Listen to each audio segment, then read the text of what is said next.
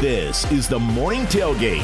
I'll just tell the Raider Nation that we have to earn your trust. We got to earn those seats in the stands by putting a great product on the field. Words will not do it. It's our actions. With Vin Sapienza, Vinny Bonsignor, and Clay Baker on Raider Nation Radio 920.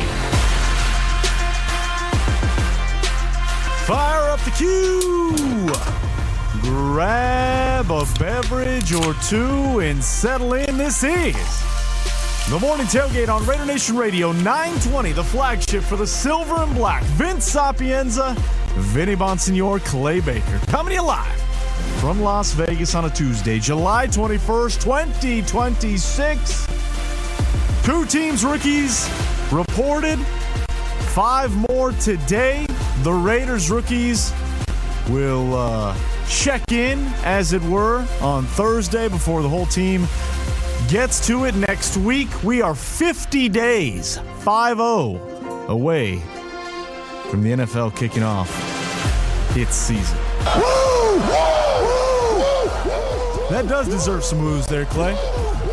I can't do it. And Rick. Good morning, everybody. Welcome. Hope your week has started out sensational. And hopefully we can keep it going here with a little pigskin talk, a little Raiders, rookies, impact, production. What's it going to look like? Good morning, boys. How are we? All right, let's go. We're doing great. One day closer. What's the weather over there right now? Because you are in the land of many a training camp in the state in which you are. I am. What is the weather looking like right now? It's a little humid still here, a little overcast, but I think it'll be fine by next week. We'll see.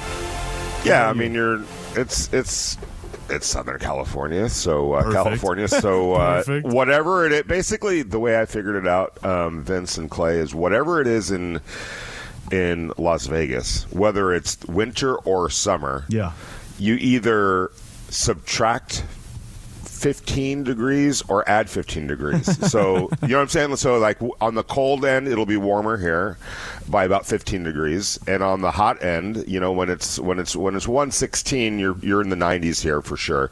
Or let's say 111, you're in the 90s here. 100, you're in 85 or so type of thing.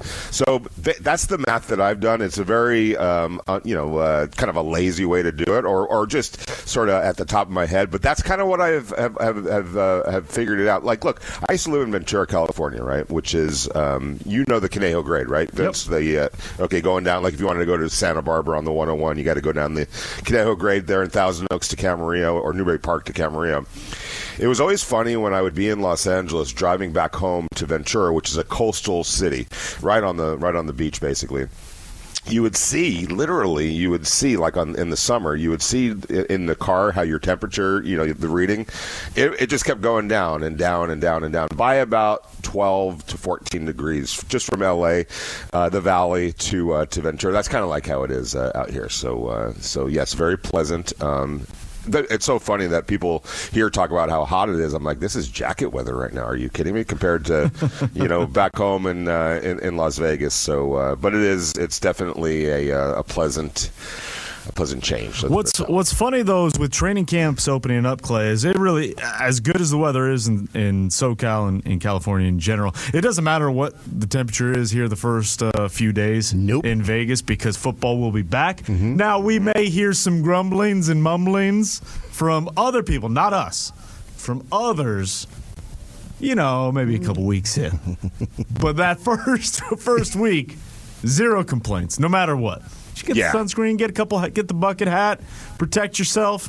You're good to go. Keep hydrated. You got to keep hydrated. Yeah, definitely drinking the water. And trust me, I prefer that than the humidity. You go down to Baltimore, you go down to Miami. My goodness, it's terrible. But I always adopt the Tommy Lasorda, his philosophy on complaining. and why he never would complain, even though he did complain. But anyway, he would say 90% of the people out there don't care about your problems, and the other 10% are probably kind of happy that you do have those problems. So why bother even complaining? You're just you're falling on either deaf ears or feeding into, oh, that's too bad there, Tommy. That sucks for you, buddy. So yeah, that's fun. Yeah, exactly. So we don't like complain. No complaint zone, right? Thanks, TL. Especially right now, it's football season. I mean, we are closing in. We're we got 50 days away from games mattering. We got through that whole soccer thing, which, let's come take on. It easy. Let's take it easy. How do you go to a championship game, Vince, and just play not to lose the way they do? And it's just mind-boggling to me. Yeah, I can't defend that, and I'm not going to pretend to. But it's still a beautiful game. Crazy. Still a beautiful game. It's like going into the Super. It's like going into the Super Bowl and just running into the line, 50 times. Like we're playing not to lose. You can't. That's not how we think in here. That's not how we think in this country. We think to win. We don't think about losing and not doing things because we're scared to lose. My good, and I'm not trying to throw soccer under the bus. It was a fun experience, no doubt. I liked it. I watched it, but when it got right down to it, I was like, you got to be kidding me. This is it goes against everything about how we view things. Well, don't worry. America. U.S. will be back. 4 years. Don't book it, Clay. We'll be back. Oh, I don't know. I don't know where. But we're going to have to figure out a way to let everybody play because it costs too much money. But every sport costs too much money to play nowadays. It's sad. I'm not even going to ask you the number, Vince.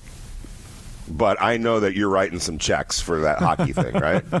And hockey, soccer, flag football. Exactly. I'm an Uber driver. You're right. That doesn't charge. What I like about Vince is that even though the kids are very busy and he doesn't come around with like, hey, can you do our fundraiser? Can you do our candy drive? Can you do our send our kid to Ventura for the tournament? I don't want to give you any ideas, but I applaud that you don't do that. Thank you. Yeah. Anything for you. Anything for. I don't want to be that guy either. That's just because, but honestly, that's just more work. That's just the fundraising. Yes, it is. That's arguably more work than taking them to and from. Well, there's some people out, they do that so much that they're like donating. It's almost like they're walking around with a coffee can. You start to wonder. You start to wonder a little bit. I'm just saying. Like, hey, where's Nancy? She's in Tahiti. There was a kid for 2 weeks. By the way, Vince did go on a long vacation. Yes, right. There was a kid, not in our neighborhood, in different neighborhood, dropping the kids off. Shocker. And this kid was selling things in the name of some sport he was playing. We dropped our kids off at like 10 a.m. Went and picked him up at like 6. He's still out there. Whoa. By himself. This is not a kid that should be necessarily by himself. Unsupervised? A bad idea? Yeah, just... But apparently he was making a lot of dough that day. Sweating. Probably lost 30 pounds. Listen, when like Girl Scout cookie season comes around, you always want to contribute. But after a while, it starts getting to the point. $78 for these two things. It's like... What are we talking about? See you later. Yeah, it's rough. At least they get it right. They only do that one month period. Girl Scouts, and then they're like, well, then you gear up for the rest of the year. That's when you go in the exit and leave through the entrance to try not to avoid. Come on, Vince. I'll get you guys on the way out. Don't pretend like that is my go-to. I'll hit you on the way back, and then I sneak out the delivery door in the back. I just. You know what? I just did this over at the Albertsons.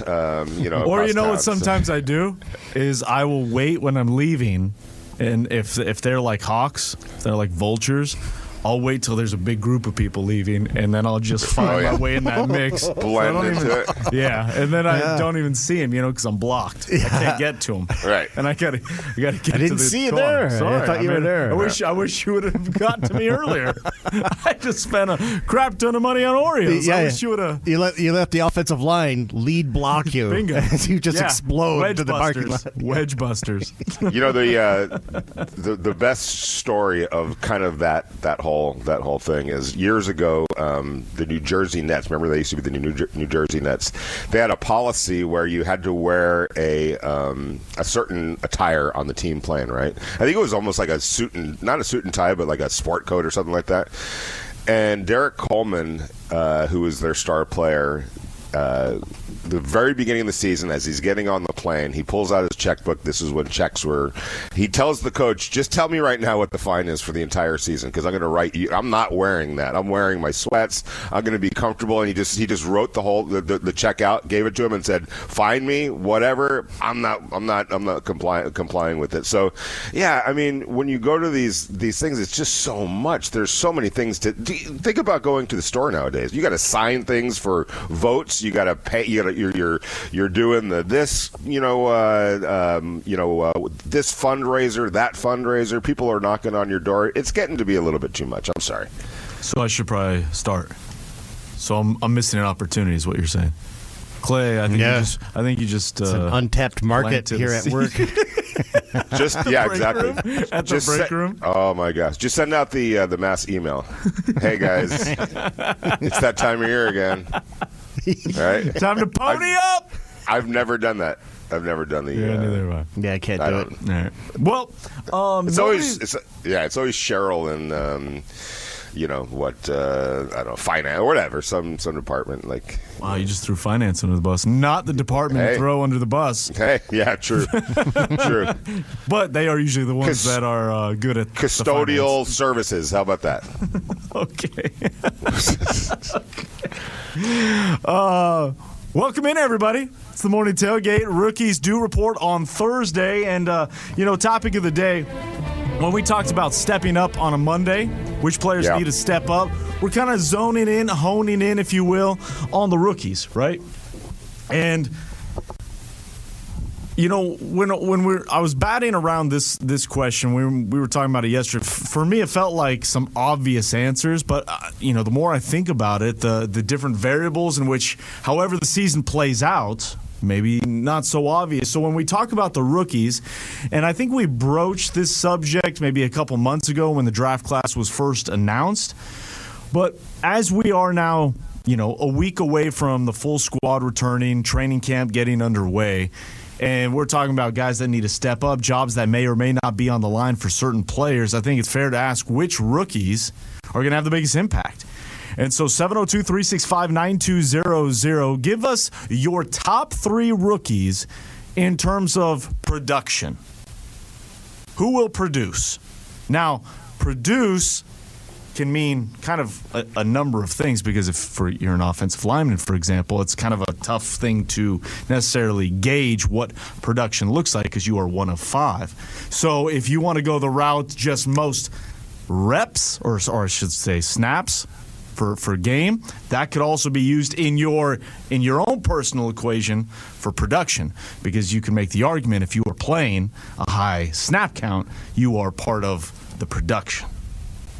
So we want to hear who your top 3 are going into the season. Obviously, heading into training camp, there's a couple names that we mentioned yesterday that we'll go back over again today. But when you think of rookies, I think, Vinny, the name everybody's, the first name that comes to everybody's mind is Fernando Mendoza, number 1 overall pick, starting quarterback. You would imagine when it comes to snaps, when it comes to production, if the team, that's where your mind goes. Is that where it goes for you? Well, yeah, because the number 1 pick, he's a quarterback, but by everything that I hear, inside the building, et cetera, is and I think this is kind of a nice refresher for Raider fans. Fernando Mendoza, as are all these rookies, but in particular Fernando Mendoza is running his own race. We've talked about that, quite a bit throughout since he got drafted here with the Raiders. Fernando Mendoza is running his own race, and it's a race that the Raiders are going to be very calculated with, are going to be very prudent with. They're not going to be rushed into anything because this person is saying that, or Mike Florio is writing that. It's immaterial to them. They have a long-range plan for Fernando Mendoza, and I think the way it most likely will play out for Fernando Mendoza, if I were to gauge it or predict it, is either he just completely dominates or I shouldn't say that. Yes, dominates his own race. Let's put it that way.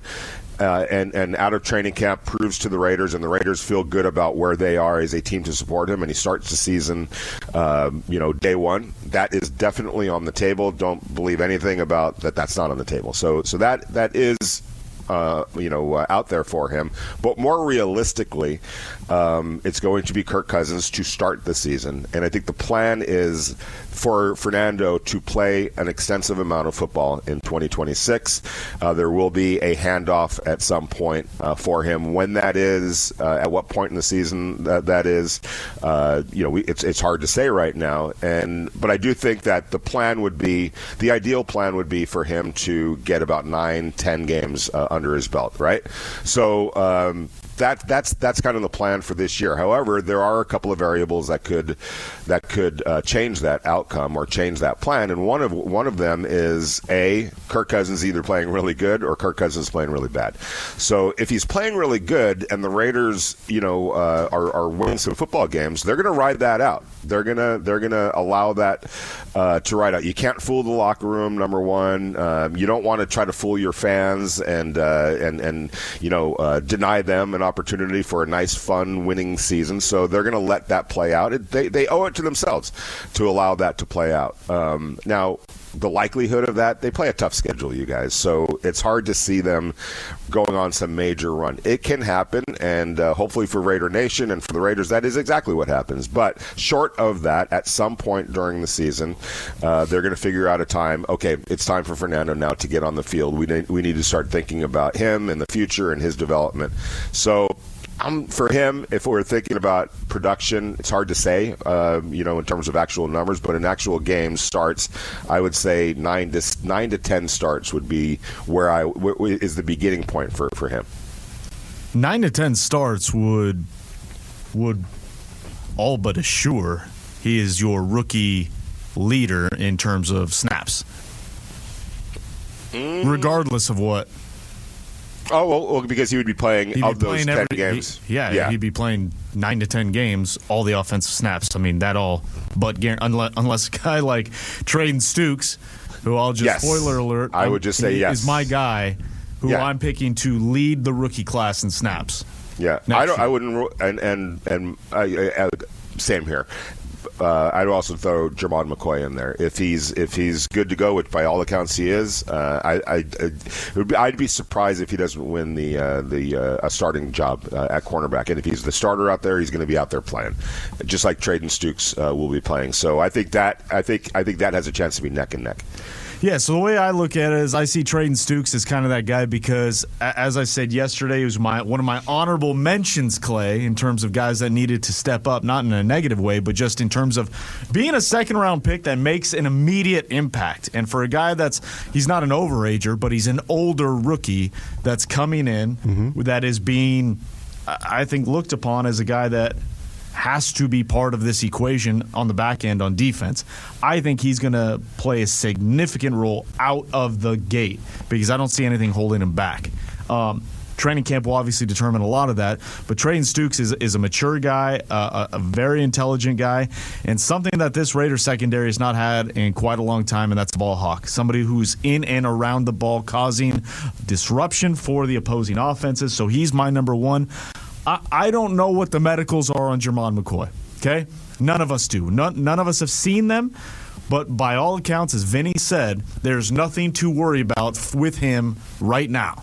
So based on that premise and that premise alone, without knowing his availability for day one of training camp, day two of training, et cetera, I'm going to say, based on his talent alone, he will be the number 2 guy in terms of snaps. And in this particular equation, production for the Raiders rookie class. So I got Stukes McCoy because I agree with you. I think he does win that job opposite of Eric Stokes.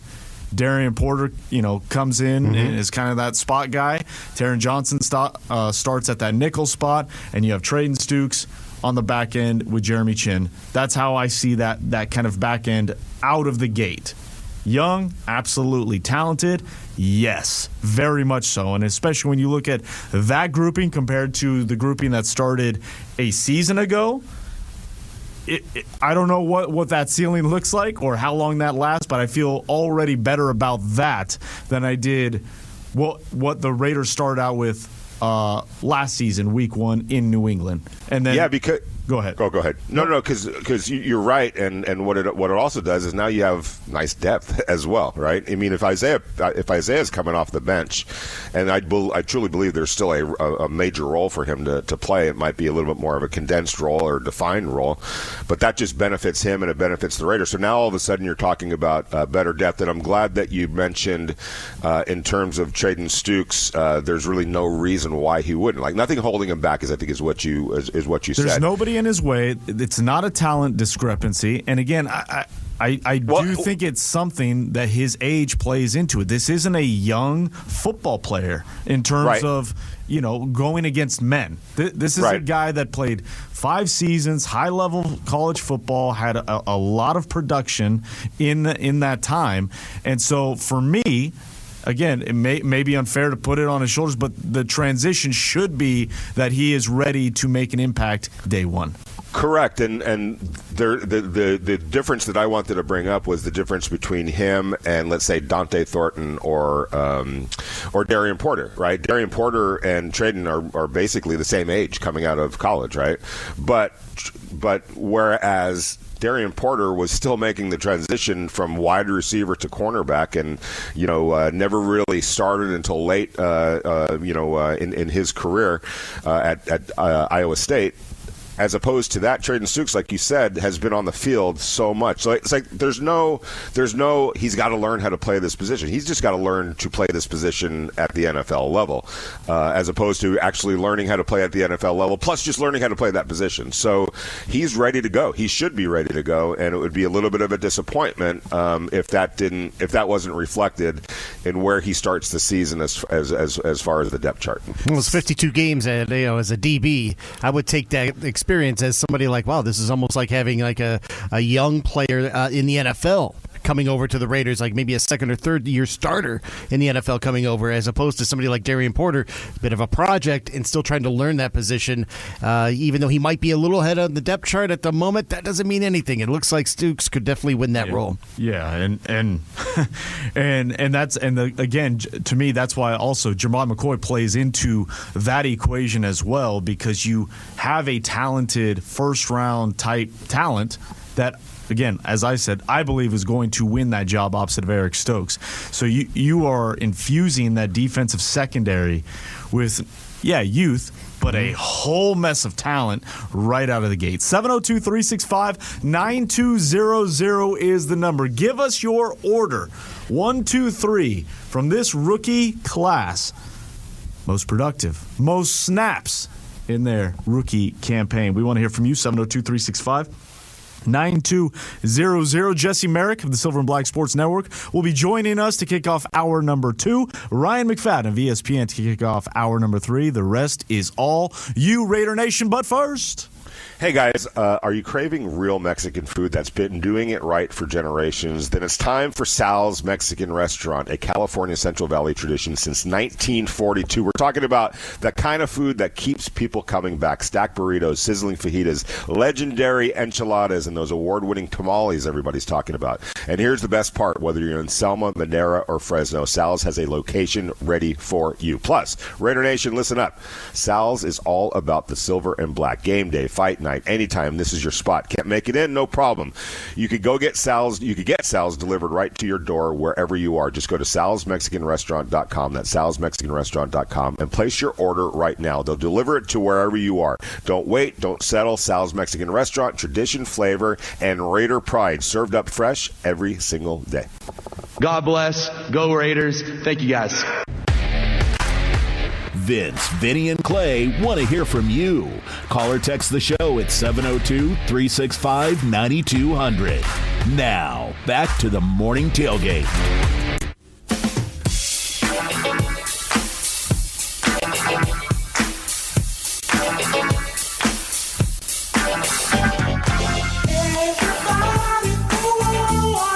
It's a hard position to play, and there's a lot to learn beyond throwing a football and being a good teammate. I mean, a lot of these guys, they live their entire life in shotgun. They don't huddle. So, I mean, you really got to teach some of these guys how to run a huddle and how to break a huddle and how to get under center and call a cadence, because you see so many of them clap now too. So it's far beyond just learning a playbook, which in and of itself is hard enough. And I think when you can be patient, and we all understand there's not a ton of patience in the job that we chose here, but if you can find some level of patience and put people in positions when they're ready, that's the best way forward. And we've got to remind ourselves some of that sometime too, is because we all want to see the young guys play. We want to see them play well, but we don't want to put anybody out there, regardless of the position, who's not ready. Raiders General Manager John Spytek talking about the rookie class as a whole, the patience that is required before throwing them into the quote-unquote fire. And I know a lot of people listen to that and they think he's talking about Fernando Mendoza. But again, the context is that it was the entirety of the class. Fernando Mendoza obviously feels like that answer really plays into what he's saying regarding the number 1 overall pick. But I just, again, for the reasons kind of we just laid out, with the Trayden Stukes and Jermon McCoy, go. Away you go, kind of thing. Ready, the talent is there, they've done it, and there's no reason to hold them back, right? Now, there's different reasons for quarterbacks, there's different reasons for a number of positions, but specifically for me with Trayden Stukes and to an extent Jermon McCoy, if he's healthy, let him go.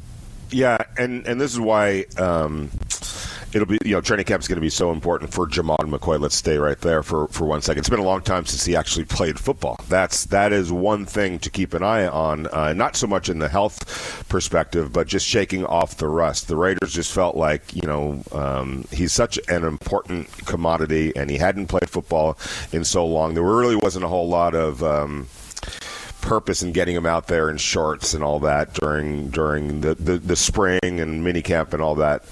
They wanted to get his body right, ready to go play, to go compete now in training camp, because there is a transition to that. Now, he was practicing toward the end of last year, and that's some really good news. There's scouts that got a chance to really watch him in practice. He just didn't play for obvious reasons. He had a big, long future to think about in the NFL. It just wasn't the right thing to do to ask him to go out there and play last year at Tennessee. So, however, there is still a transition now, Vince and Clay, to actually going out there and play football again. It's been a long time since he's competed at that level. Now he's going to be competing at the NFL level. So it'll be really interesting to watch his progress, just getting reacclimated to playing football, to playing cornerback at a level where the Raiders need him to play from a rust standpoint, from all of that standpoint, just getting back out there and getting back into the flow of things. My number 3 on the list, Trayden Stukes, Jermon McCoy, and then it's going to be Fernando Mendoza. For the reasons already stated, I think those first 2 guys are a go from day one. I think they're going to rack up those snap counts, and I think they're going to be a big reason why the Raiders' defense is whatever it is. Right? That's how I see it playing out. As far as Fernando Mendoza, 9 to 10 starts, as you said, Vinny. Obviously, that leapfrogs, if we're just doing quick math, that likely leapfrogs the snap count. But so I'll be a little bit more conservative just to keep my 1 through 3 in place. But I think Fernando Mendoza is he's going to play, and I think he's going to play a significant amount of time. Yeah, significant amount of time. What that number is in games, I mean, anything I say is an absolute guess. I think whatever time he plays is going to be significant, because as you kind of brought up the daunting schedule. Let's say if Cousins starts the year and things start to go off the rails and you start losing, well, then Mendoza, that's a perfect time to bring him in, because if you're going to lose, you might as well lose with the kid. And whatever time he gets is going to be significant. There's going to be steps being made, and that timeline gets started right away, and you're not delaying progress on what you think could be the identity of your football team going forward. Yeah, so exactly, and it'll be interesting to see at what point that is that they make that handoff. But Vince, let's just say that Fernando starts 10 games. Mm-hmm. I still believe from beginning to end, Stooks is going to have more snaps because I expect him to be playing 95% of the snaps. He's going to be on the field as would McCoy, because there would be no,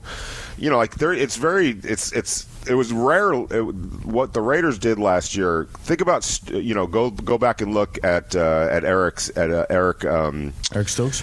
Yeah, Eric Stokes. I was going to call him Stooks. Stokes. We gotta watch that one. Well, somebody put Styles on the text line and threw me for an absolute loop. So yeah, Stooks, Styles, Stokes. Go ahead.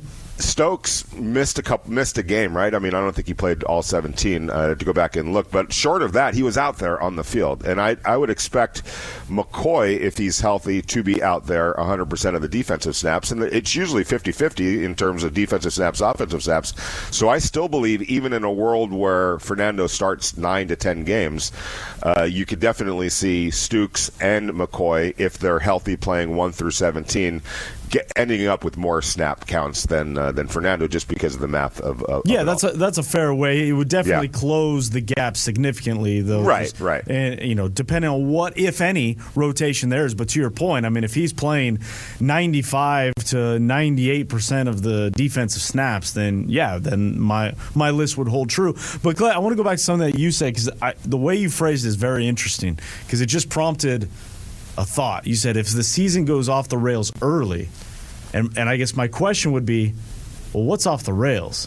Mm-hmm. Because, again, I don't want to say nobody, there's not a high consensus that this is a playoff team out of the gate. Are we all on the same page as that? Yeah. So when we say off the rails, like my first thought when you said off the rails was the Kansas City shutout last season. That's when it felt like, boy, this is hopeless. really gone. Permanently you know what I mean? bad. Like the Indianapolis game, the Washington game. Those were games. The games itself went awry, right? But the season really felt like, this is even we're farther away than maybe we even thought, that Kansas City game. So that's why that's an interesting thought or a question to ask, and we'll never know that question, because the only one that can answer it is a spy tech, is it Clint Kubiak, is what is off the rails for this team, understanding they're taking the slow and steady approach, and a slow and steady approach is not accepting losses, but understanding that those are going to be the breaks, those are going to be the speed bumps. So what it looks like is also going to play a massive factor as opposed to just the results. And the way you phrased that just got me thinking, because what is off the rails? To me, off the rails would be back-to-back weeks of double-digit losses. Mm-hmm. And there could be 3 of those. Kansas City, Buffalo, Rams. I mean, you could see where there could be a very difficult stretch where you're losing, and these are like heavy losses, and you're not where you're supposed to be. And next thing you know, you're starting to think about, all right, what the future is early on in the year. And the future early on last year didn't come until very late, right? Until you started seeing more younger players starting to play a role. For me, I would think this time around, after week 6, that could be off the rails. I also think that how you're losing and what your real deficiencies are will play a role in that as well. Because if you're losing by double digits and your offensive line is a sieve and your quarterback's out there getting the you-know-what stuff and beat out of him, I don't know that that's a good time to bring Fernando Mendoza in. If that's one of the reasons why you're losing, is because we can't block anybody. Right. Our quarterback is under siege back there. How smart would it be to throw Fernando into that kind of a world? That's why, again, and I'm not trying to go back to last season because we're full on ahead, but to that point, I go back to the Washington game. Special teams were a problem, and you're putting reason for blame. It's special teams. Just fix the special teams and things will be all right. The secondary was getting beat quite a lot, but you're like, okay, it's a young secondary. We're fine. This is still early in the season. That Indianapolis game, special teams was horrendous again, and they couldn't do anything on offense. It's like, well, the offense didn't show up today. And then you start piling on because you still had that glimmer that you were chewing on, that Chicago game where it felt like you were doing everything right offensively from a running standpoint, doing what you wanted to do. And that's why I say, the off the rails part really it came to a full stop, as they say. Yes. In that Kansas City game, in that road game at Arrowhead where you get shut out, one of the historical worst games in Raiders history. That's where it went off the rails. So I'm curious what that threshold is internally. Again, I don't know if that's an answer we'll ever quite know. Vinny, to your point, it's how it looks. It's where the deficiencies are. But if it's a little bit here, a little bit there, is that just a young team trying to figure it out, trying to put it together, a young head coach? Those are going to be the questions we're going to be asking in the season, which will point to getting back to our topic of the rookies, of the impact they are having or not having, because, again, as you pointed out, and rightfully so, we really didn't see those rookies in terms of the majority of them until late in the season, when the season was far gone removed. Yeah, and I just have a hard time believing that between Clint Kubiak and Rick Dennison and Janocko and just the staff in general, and also the talent that has been brought in this year, whether you're talking about free agency, some of the carryovers, some of the players that were injured that are coming back, some of the rookies that are now on the scene. I just have a hard time that it's going to be a hopeless situation. I just don't sense that this is going to be one of those it goes off the rails. It might go off the rails in terms of the wins and losses, but I don't think it's going to go off the rails in a way that you're going to be worried about putting your rookie quarterback back there. I think it's going to be competent enough, and maybe even more than that, so that you're not going to be apprehensive about putting Fernando Mendoza into a hopeless situation. Now, the wins and losses are going to be that's a consideration, because we understand this is a difficult schedule. They play a bunch of really good teams. They have, it's just their luck that they've got to play the NFC West this year, and those are some really good football teams in the NFC West, barring, aside from the Arizona Cardinals. But you're talking about three of the best teams in the NFL, in the Seattle Seahawks, the Rams, and the 49ers. On top of that, their own division, which is really loaded, and on top of that, some outside their games, just the luck of the draw, where they're playing some difficult games. They're also playing some easy teams, and I think that's going to help. But I just have a hard time believing, Vince, that this is going to look as incompetent as it's looked the last couple of years. 702-365-9200. We want to hear from you. Phone lines. Raider Nation, you don't want to talk about the rookies? Want to talk about that snap count production? Who are going to be the most productive? Give us your top three. We'll take your calls. Get your text next. Specifically, I want to talk a little bit more about that quarterback spot coming up. But right now, it is summer fun, baby. Raider Nation Radio 920 and Terrible's bringing it back as we celebrate the year of America 250. You're getting a chance for a bit of an escape, for some great adventures. The adventure this week is to SoCal, the land of one Vinny Bonsignor. The theme park trip, Disneyland, Universal tickets, and a 3-night stay at a hotel in Anaheim. It could be yours. All yours. All you got to do is text in the keyword of the day to 702-365-9200. The word of the day on July 21st, 2026. The word is fireworks, Clay. Fireworks. Fireworks. Text in fireworks to 702-365-9200, and you are entered for a chance to win a theme park trip to SoCal, courtesy of your friends here at Raider Nation Radio 920 and Terribles. It's the Morning Tailgate. We're back next. We'll take your comments and questions on X. Follow us at RNR 920 AM. Let's dig into the Morning Tailgate on Raider Nation Radio 920.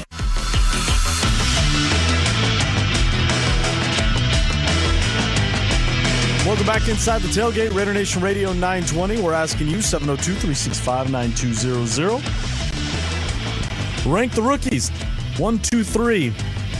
Who's going to have the most snaps, most productive? We want to hear from you. Now, to continue the conversation, and again, Clay started this, so blame him. It's on me. When we were talking about, if the season goes off the rails, at what point, what does that look like? What is the threshold of, off the rails in terms of changes or rookies like we saw last year when it went, quote unquote, off the rails and it was just dire, right? That's when we really started to see the young guys really kind of get more runway, if you will. Vinny, I think what you said is also true. I do find it hard to see, to believe, to find a scenario where it looks as incompetent as it did a year ago from top to bottom, right? Like, I find it hard to see that 2 years in a row with two different coaching for a number. It would actually be 3. It would actually be 3 years in a row. But who's arguing at this point? Okay, maybe that's a fair point. But all too fair. Yeah, maybe that's a fair point. But so let me ask you. Let's ask it this way.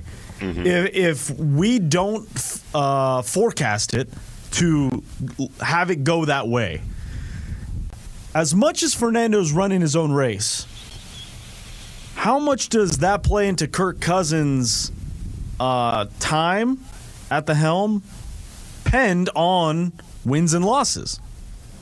Right? Like when the organization and the front office understand it's a slow build, right?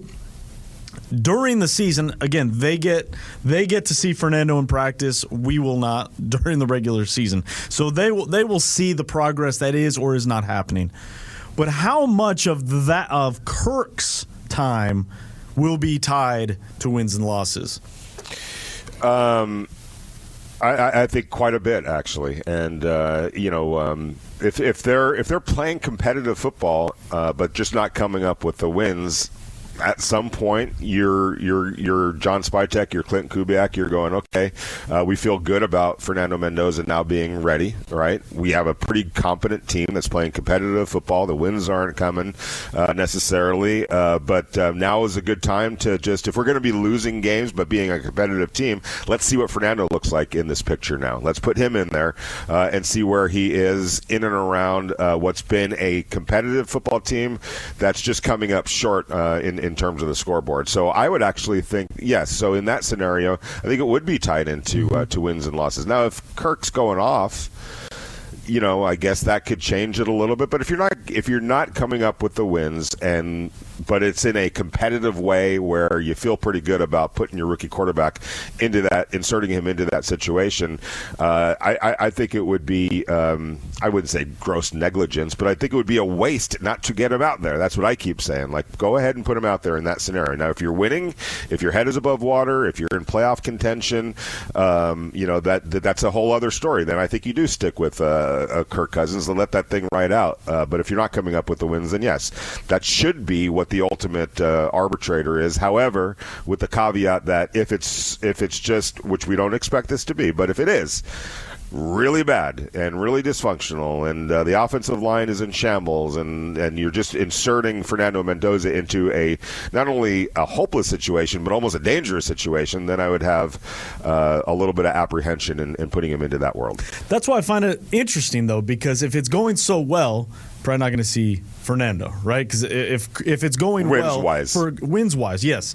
And if it's going so poorly the opposite way, you don't want to see Fernando either. You almost need that kind of weird happy medium, doing fine but not good enough to keep Kirk to get Fernando. Yeah. Exactly. It's an interesting dynamic. But you also can't be too scared either. There's a fine line with that as well. I remember covering the 2016 Rams. They were terrible, and they finally handed it off to Jared Goff. He went 0-7, I think, that year, and ended up having a concussion. And it was a hopeless situation, and you were just inserting him into a really bad situation, and it looked bad, and he played bad, and all of that. But if you talk to him, that was valuable experience. Even though he did take a little bit of a beating back there, it was really valuable experience just getting him out on the field. Because the very next year, of course, bringing in McVay and all that, they won their division. So there you go. Conversation will continue in hour number 2. Jesse Merrick of the Silver and Black Sports Network will be joining us at the top of the 8 a.m. hour. And we want to hear from you later on in hour number 2, 702-365-9200. This is the Morning Tailgate. Juice! Goodbye! Into the end zone! 60 yards! Touchdown Raiders! With Vince Sapienza, Vinny Bonsignor, and Clay Baker. It's the trifecta for Bowers! His third touchdown of the game! And the Raiders with a chance to win it! On Raider Nation Radio 920.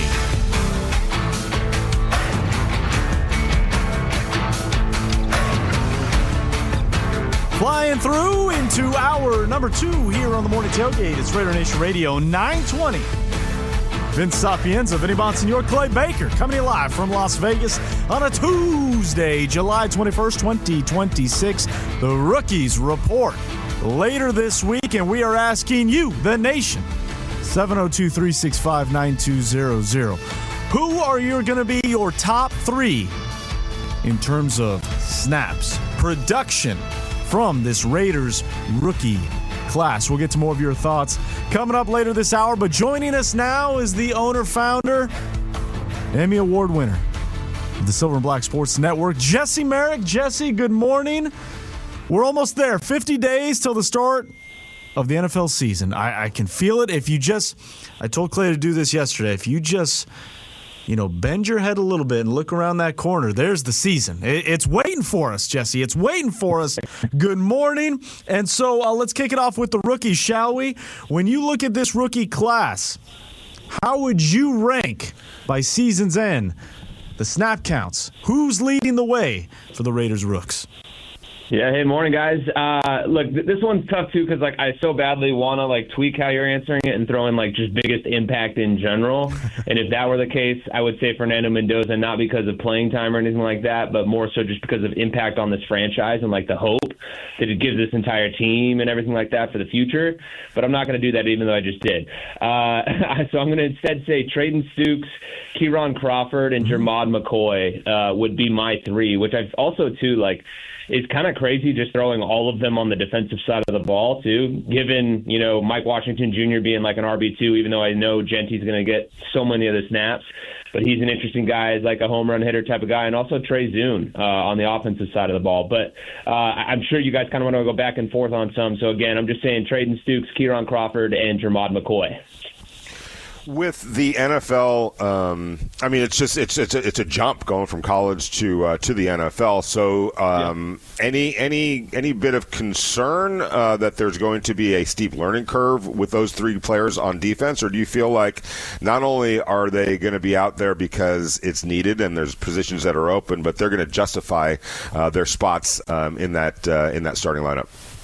Yeah, my biggest one would just be Jermod McCoy, not from a talent perspective or anything like that, but the fact that this kid hasn't played ball since 2024. No matter what level you're coming from, taking an entire year off is so hard to come back from for a lot of guys, just to get back to the day-to-day and the grind that it takes on your body, even excluding, injury issues and things like that, So to me, that's my big question. So I think, honestly, I wouldn't be shocked if at the beginning of the year it's kind of a rotation between him and Darian Porter at that spot opposite Eric Stokes. And then maybe we see Jermod McCoy pull away, I don't know, maybe after the first month of the season or something like that, and start to kind of get that comfortability and everything. Or maybe it's one of those things where they kind of have him on a pitch count all year as they try and figure it out. Because, again, this is a guy that, the ball production was off the charts in college. 13 passes defended in 2024, and has all the skills in the world. His comp from Matt Miller was Christian Gonzalez when he was coming out. That guy panned out pretty well as a rookie, and then obviously now where his standing is in the league now too. So I would say my trepidation there with him is, again, just the year off and what that looks like, kind of adjusting to things. For Trayden Stukes, this is a guy that's played a ton of football. He's got a ton of snaps. At really everywhere, but particularly in that nickel spot in college in today's game, in that defense at Arizona too. There's so much that's asked of that position. So I just think he's got the mind for the game, and he's probably got so many banked reps. So with his skill set and what this team wants to do, it just seems like it's ready-made for him to step in and have success day one. I don't really have a lot of worries about him. He's also an older guy. He's going to be 25 by the time they kick off against the Dolphins. And then with Kieron Crawford, I don't necessarily like. I think I would have worried had he maybe like stepped in and the Raiders didn't have anybody. But like, look at the situation that he was in at Auburn. He was the number 2 guy, and he thrived, opposite Fall, in college there. So this is a guy that, like, I know Raiders fans will love to hear this, the fact that he's in the 89th percentile in get off among edge rushers as well, and that's something that we didn't see from one of their previous players and I'm blanking on dude's name, but they just said Tyree Wilson. There you go. Thank you, Tyree. I thought you were just not saying his name to like he shall not be named. Yeah. I thought you were just trying to... I was talking myself through it, yeah.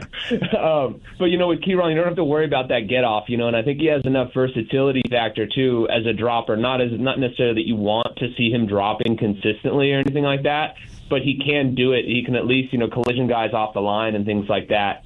And you don't feel like he's like necessarily a massive liability in space. And he did that in the SEC as well. And I think that still carries weight, to be able to do that week in and week out. So I like what he brings to the table, too. And again, he's not going to be asked to be a Max Crosby, to be even the number 2 rusher, I think, opposite Max Crosby. Like, if he's a solid rotational player, that's a massive win for him early on in his career, with Max Crosby taking the bulk of the attention on the other side of it. Jesse, I was also thinking on my list, I had Trey Zune as somebody that could come in and provide impact in a way that, we're not exactly sure how strong or where the offensive line is going to look like on week 1. But we know one thing's for certain is that's the most important positional group right now on the Raiders for that to get right. And if something needs to get tweaked, we know how versatile he is, where he was coming from. And he was often considered one of the best offensive interior linemen coming out in the draft. This guy could have impact depending on where he lands and also at other positions. Yeah, no, I totally agree, and I'm kind of like that's why this exercise is tough for me, because I said that Trey Zune is likely going to earn a starting role along this offensive line. Again, I don't know when that'll be. I don't know if it's right away or anything like that, but I think he does get it. My question with him is they're throwing so much at him, and it's a good sign because they think he can handle it. I wonder what that looks like in camp. And obviously, like, I'm not trying to undermine the coaching staff. Like, they're obviously very smart, and they're not just going to be like, oh, here, play every position all the time and you don't get a shot to compete. Like, I do think they're going to give him a chance to compete at one of those guard spots. But I just wonder what that looks like, in terms of like when he actually gets that shot at one position and everything. But yeah, just for the versatility factor, I mean, God, guys like that are so valuable. You see guys hang around the league for years, as whether they're swing tackles or, again, guys that can just play each position. And this is a kid that can literally play all 5 spots along the offensive line for you. And so for him to be able to do that so early on in his career and be able to kind of plug and play in a sense if like what hits the fan and you need to throw somebody in there. So I think he's going to be really impactful when he gets that opportunity. My big question is just when that actually comes. Like I said, I think he earns a starting role, but I'm not like crazy confident in that, and I put that out there. But like there's so many questions, particularly on the interior, or not the interior, the guard spots more than anything else, and I think that's where his strong suit will be and where he'll eventually get a shot. I'm just so curious to see how it pans out between him, Burford, Caleb, and then also with Jackson Powers-Johnson as well. Like, there's so many bodies in there, and it's going to be so hard to watch and see how that happens. But I really like the kid, his mind for the game and everything like that. And, again, like that Texas Tech staff speaks so highly of him. I'm very, very curious to see what it looks like for him going forward. And again, the offensive line, if you're healthy, you play a ton of snaps. So he very well could be in the mix here as one of the top 3 guys in terms of impact and snaps and everything like that as well. It's Jesse Merrick with the Silver and Black Sports Network joining us here on the Morning Tailgate, Raider Nation Radio 920. You brought up JPJ. That was our topic of conversation on Monday. Guys that need to step up this training camp. JPJ was the overwhelming consensus number 1, not only in this room, but among Raider Nation as well. But to that ilk, in terms of needing to step up, I'm curious your thoughts on Dante Thornton Jr. What is his path? What does he need? When you look at that wide receiver room, there's guys that play special teams. DTJ does not, or has not, I should say. Availability, a little bit of an issue this offseason. I mean, what is your concern level, if any, for Dante Thornton Jr.? Yeah, I would say it's got to be high. I mean, look, let's keep it real too, and realize that like he is a pick of the Spytek era still. So yes, we can say, oh, was he Pete Carroll, was he Spytek, whatever it is, but like Spytek still drafted him. So there's some ties there to that. It's not like it's a completely new front office and staff. But the coaching staff doesn't actually have a tie to him. And then again, they go and bring in, Malik Benson, who is another speedster type of guy. I think he brings more versatility as a guy that can go over the middle as well and play inside, outside, all those things. Like you're not going to see Dante Thornton, I think moving around a ton. I just don't think that's necessarily his game. I could be wrong, but I don't think that's his game. So, I wonder what it's going to look like for him. He will have to step up, and it's so cloudy in front of him as well because, like, obviously you have Trey Tucker and Jalen Naylor, who we all expect to be like the top two receivers in that group. But then there's Jack Besh, who's also trying to prove that he can carve out a role for him. And again, like I said, with Malik Benson too. So I'm so interested to see what that's going to look like for him. And usually those guys are guys that have to have an impact on special teams. And to your point, that necessarily wasn't there last year, but he's got all the speed in the world, and he can win where this offense does want to attack, when they hit those play action passes, which is over the middle. It's not necessarily always on a go ball. Like he can go on a deep post and things like that, or even an over. Like you would have to worry about him with that speed, on those play action passes for sure if you're a defense. So he's got the ability to do it. I know a lot of people question the route tree and things like that, and I'm like, we'll see how that kind of pans out. But he seems like a guy who is like behind the eight ball, given what's in front of him and around him. And I do question the fit a bit there. And one of my like predictions, hot takes, if you will, was that Malik Benson is going to outsnap both him and Jack Besh this year, just because I think this guy has the versatility to do it. And also when you factor in special teams and everything like that. So I guess to kind of like stick in my hole and dig into that take, I think Malik Benson ends up out snapping Dante Thornton Jr. this year. Yeah, I could definitely see that happening. Jesse, Merrick, look, I don't think that it's a big news alert that the clock is ticking on Jackson Powers Johnson. It's now. It's time to do it, brother. Let's be honest about it. And I think it could go both ways. It could go either way. And the talent is there. There's a lot to like, but there's some flags that have been around him these first couple of years. What's the sense of urgency for Jackson Powers Johnson? And do you have a gut feeling on how this is going to play out for the third-year interior offensive lineman? Yeah, I did probably about like 3 months ago, and I was like, come on, like he's going to be the starter at guard. And then like so many seeds of doubt had been planted since then, and now I don't have a good gut read on him at all, which is crazy. But I think that speaks volumes about the situation that he's in, and again, looking at, what's around him, having Caleb Rogers and Trey Zune in the mix, like there's real competition around him. And, the coaches can say whatever they want. Us in the media can say whatever we want, but just again, look at the moves. They go and draft a guy who everyone says is going to be a guard in Trey Zune in the third round. That should tell you all you need to know. And that's after they signed Spencer Burford, who this staff has experience with and very clearly likes at left guard there. So there's a real competition there. So it is kind of a now or never thing for JPJ. I think it's been crazy because like you just don't really hear about offensive linemen this often, this early on in their career, I don't think. And for whatever reason, he's always out there in the news. We're always talking about him and everything, and I feel for the kid, like not that it's necessarily something he did or didn't do, but I'm very curious to see how this pans out for him. He's got to kind of get it together. He's got to stay healthy too. Like at the end of the day, like in this league, your availability is everything, and I know you can get kind of a raw deal at times with injuries and things like that, but you got to be able to be available. That hasn't necessarily been the case. So I'm very curious to see how he fits into this one. But again, Trey Zune, Caleb Rogers, two guys that have experience in this system. And, I said it when I threw my, proposed starting offensive line out there way too early a couple months ago that Trey Zune was going to win the job at left guard and Jackson was going to be the starter at right guard. But again, as the weeks and months have gone on, I've gotten more and more questionable about that, and I thought maybe it's going to be Caleb Rogers starting at right guard and maybe Trey Zune at left guard, or again, Spencer Burford at left guard and Trey Zune at right guard. So, yeah, I don't feel super confident about his standing with the team and where things are at. The fact that there's all these question marks already so early and the pads haven't even come on. And maybe that's the thing where it separates him, because he is that guy that plays kind of with the hair on fire type of thing. But maybe is that play style not reined in enough for this staff, and maybe guys like Trey Zune and Caleb Rogers can do that a little bit better. So, again, that's another one that's going to be fascinating to watch throughout camp, just between those three guys in general, how that kind of pans out. Rookie Dalton Johnson is somebody that's intriguing only in the fact that this is a guy that has shown even in college that he could be a bit of a hybrid at safety. Yeah, no, he really is. He's another guy that comes in, has played a ton of snaps, just always around the ball, like it seemed like when he was in college. Like racks up a ton of tackles as well, 285 career tackles, I think it was.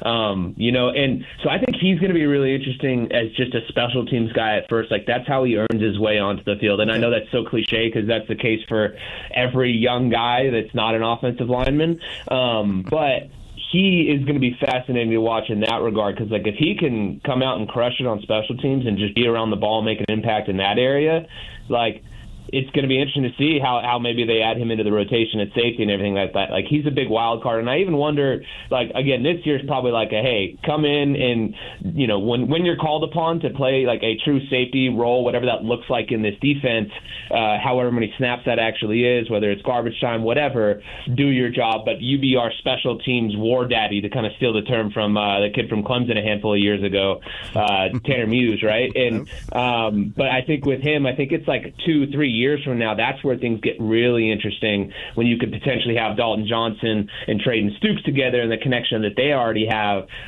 from their playing days at Arizona. And again, the versatility of both of them be able to be kind of interchangeable.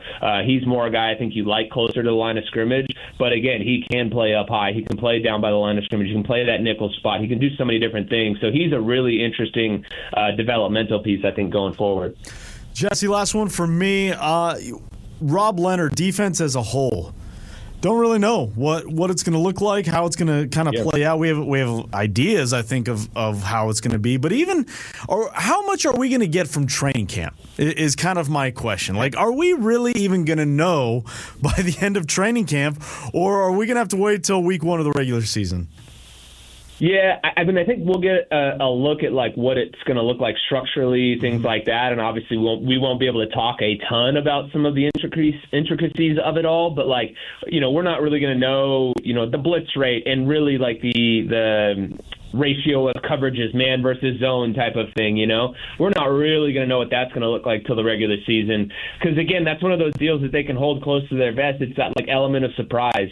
Every coach ever, anytime there's a quarterback battle, even if it's obvious, they're not going to tell you what it is until week 1. I think that's going to be the case, for Rob Leonard. I think we see come preseason with him, it's probably going to be some real vanilla looks, just basic defense day one install type of things going on out there, and which is weird because there are so many positions that are up for grabs defensively, or at least guys coming in trying to prove to this staff, what they can do within the scheme. As we just mentioned, there's 3 rookies that we all think could come in and kind of be, very impactful players for this defense. So it is going to be weird that it's okay, they're doing that in a lot of vanilla looks, but at the end of the day, it's, player on player, let's see what you can do here, kid, against some other guys that are either fighting for a roster spot or have been in the league for a while. So yeah, I don't think it's going to be some oh man, the veil has been lifted, we see it all come preseason. I think we're going to have to wait till week 1, and honestly, the first chunk of the season, that first month of the season, we probably won't really know what his tendencies are till then, and that's a huge advantage too. Again, as other teams around the league try and get a book not only on him but also this offense, because we know what Clint Kubiak likes to run, what he wants to run, and we know what the basis is going to be, but nobody really knows how he's actually going to use these players and what wrinkles he adds in with that as well. So again, I think that's something that can help the Raiders through the first month of the season, of having a bit of that jump on teams on both sides of the ball. The big thing will be, how do you adjust after that first month when teams have kind of started to understand and figure out what you want to do? Jesse, last one for me. As opposed to Dante, who I thought was given all kinds of opportunities last year, just didn't handle it, unfortunately, well enough. as opposed to him, Jack Besh, I felt, and you mentioned him earlier, but Jack Besh, for whatever reason, I think there was just a disconnect with the coaching staff, i.e. Chip Kelly and Jack Besh. I don't understand it. I don't get it. I don't agree with it. It is what it is. This year now he has a fresh start with a new staff. How much do you think that he's going to take advantage of that? And what do you ultimately see as Jack Besh's role this year? Yeah, I think probably rotational player, which I know sucks to hear as a second-round pick. But again, like follow the money and the moves they made. They go and bring in Jalen Nailor, and I think there's a bit of overlap between the two of them. They're not the exact same player. They're not really super similar, to be honest. But like in terms of the routes over the middle and things like that, like Jalen Nailor wins a lot on those outbreaking routes.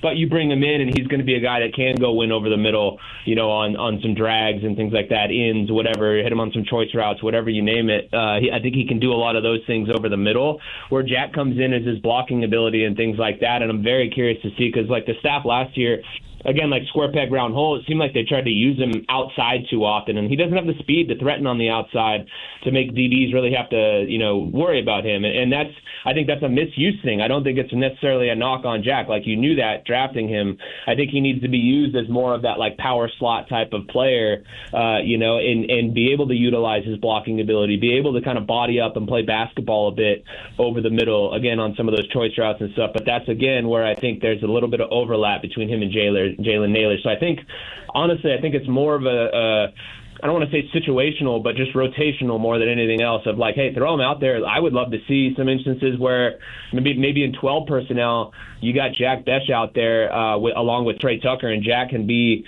your power slot type of guy, and Brock is also moving around, and you have like three big bodies with Jack Besh, Brock Bowers, and also Michael Mayer, and the blocking chops that those guys can bring from the threat of the run, but then also, again, play action and opening some things up for them, I think would be really interesting to kind of watch and see how that transpires.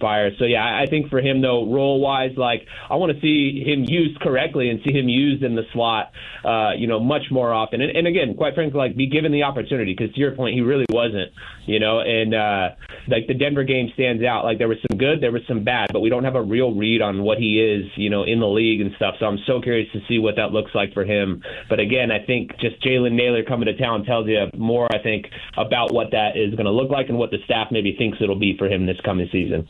He's Jesse Merrick with the Silver and Black Sports Network. Check out his stuff up on YouTube. Follow him on the X at JesseSBSN. Jesse, the Rooks Report Thursday. Can't wait to chat next week and see what is on tap for the Raiders. Appreciate you, buddy. Yes, sir. Thanks, guys. Have a good one. Thanks, Jesse. All right, that is Jesse Merrick, Silver and Black Sports Network. Sensational stuff there. Before we hit the break, let's get out to the phone. 702-365-9200. Oliver looking to weigh in on our topic. Good morning. Welcome to the tailgate. Hey, good morning, boys. I'm Oliver from the Bay, from Fairfield, California, 19 years season ticket holder in Oakland, long-time listener. Listen to you at work. You guys get me through the day, but I'm off today, so I'm a first-time caller in the Vegas airways. Let's go. All right, Oliver. Thank you. Right. You should take more breaks during work and just call in. Yeah, it's hard to call you guys at work. But then, I think I'm the minority with Raider fans in the Bay. They want to see Mendoza start right away, but call me an old school, Raider fan. I've seen Patrick Mahomes sit behind, Alex Smith, Rodgers behind Favre. We know the history, and I think, Kubiak's system's going to be so complex. And last year we couldn't pass protect, couldn't do the basic pro things as a football team. And I just think if we throw Fernando Mendoza, out there, if he beats out O'Connell, beats out Cousins, I just think it's going to be too much. And I just say marinate him, let him learn the pro game for a year. And, all this pro comps are Matt Ryan, Jared Goff. I'll take that, with all the down years that we've been having. And, Kyle Shanahan, I lost all the Raider news, got to listen to you guys now. So you remember he was 0-9 his first year. And we just got to tell Raider fans, Coach Kubiak is just, it's going to be with our division on paper, we are the weakest team on paper. And I just winning 5 or 6 games and developing our young players, I think is what we don't want to hear. But I think that's the reality of it. I mean, what do you guys think? I mean, I would love to get the wild card. I would love to make the playoffs. We're starving, but I just think with reality, with our team being so deficient and being so young, being so JV in the NFL, I think this is another like a rebuild year. All right, Oliver, appreciate the call. I think he's spot on right there, yeah. Let's touch more on what Oliver had to say coming up after the break. 702-365-9200. Want to hear from you. Want to talk about the rookies. Who's going to lead in snap count for the Raiders rookies in 2026? Who's going to be the most productive? We want to hear from you, but first. Hey, guys, your health, when it comes to feeling better, when it comes to your weight, how long have you been saying, I'll start tomorrow? Well, guys, tomorrows are running out, but your opportunity is right now with CityMD. If you're tired of feeling sluggish, frustrated with your weight, dealing with daily aches and pains, or just not feeling like yourself, it's time to take control. CityMD in Las Vegas offers personalized wellness and weight management programs designed for real, lasting results, but they don't stop there. CityMD also provides advanced pain therapy and primary care, giving you a complete head-to-toe approach to your health. One team, one plan built around you. More energy, less pain, better health, real confidence. And here's the thing, appointments are filling up fast. So stop waiting, stop putting it off. Give them a call at 725-255-7246. Ask for Andy or Claudia, and they will take it from there. Or go to citymdphp.com. That's citymdphp.com right now and schedule your consultation. CityMD, stop waiting, start feeling like yourself again today. Vince, Vinny, and Clay want to hear from you. Call or text the show at 702-365-9200. Now, back to the morning tailgate.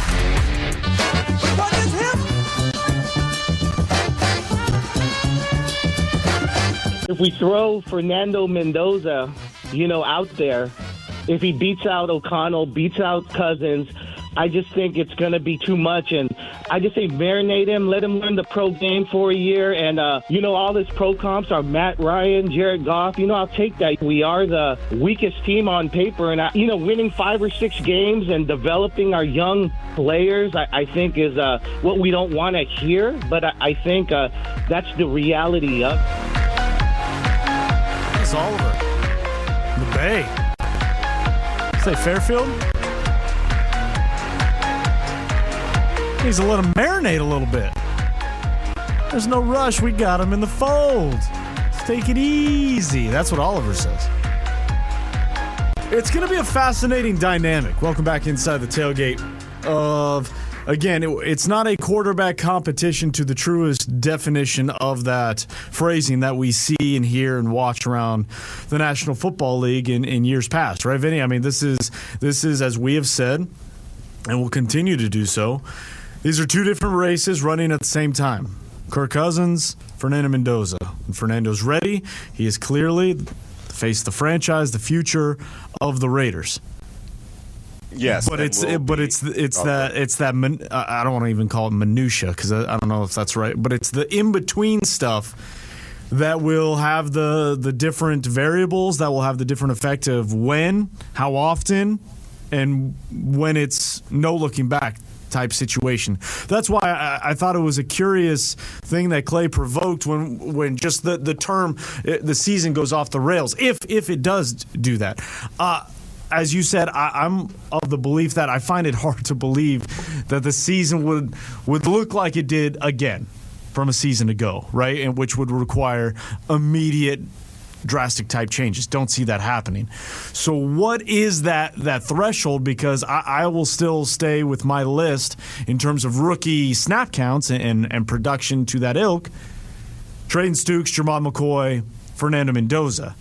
Albeit my caveat is I have no inkling of when we're going to see Fernando Mendoza because there's, to me, a lot of permutations between now and then that could happen, will happen, that will determine all of it.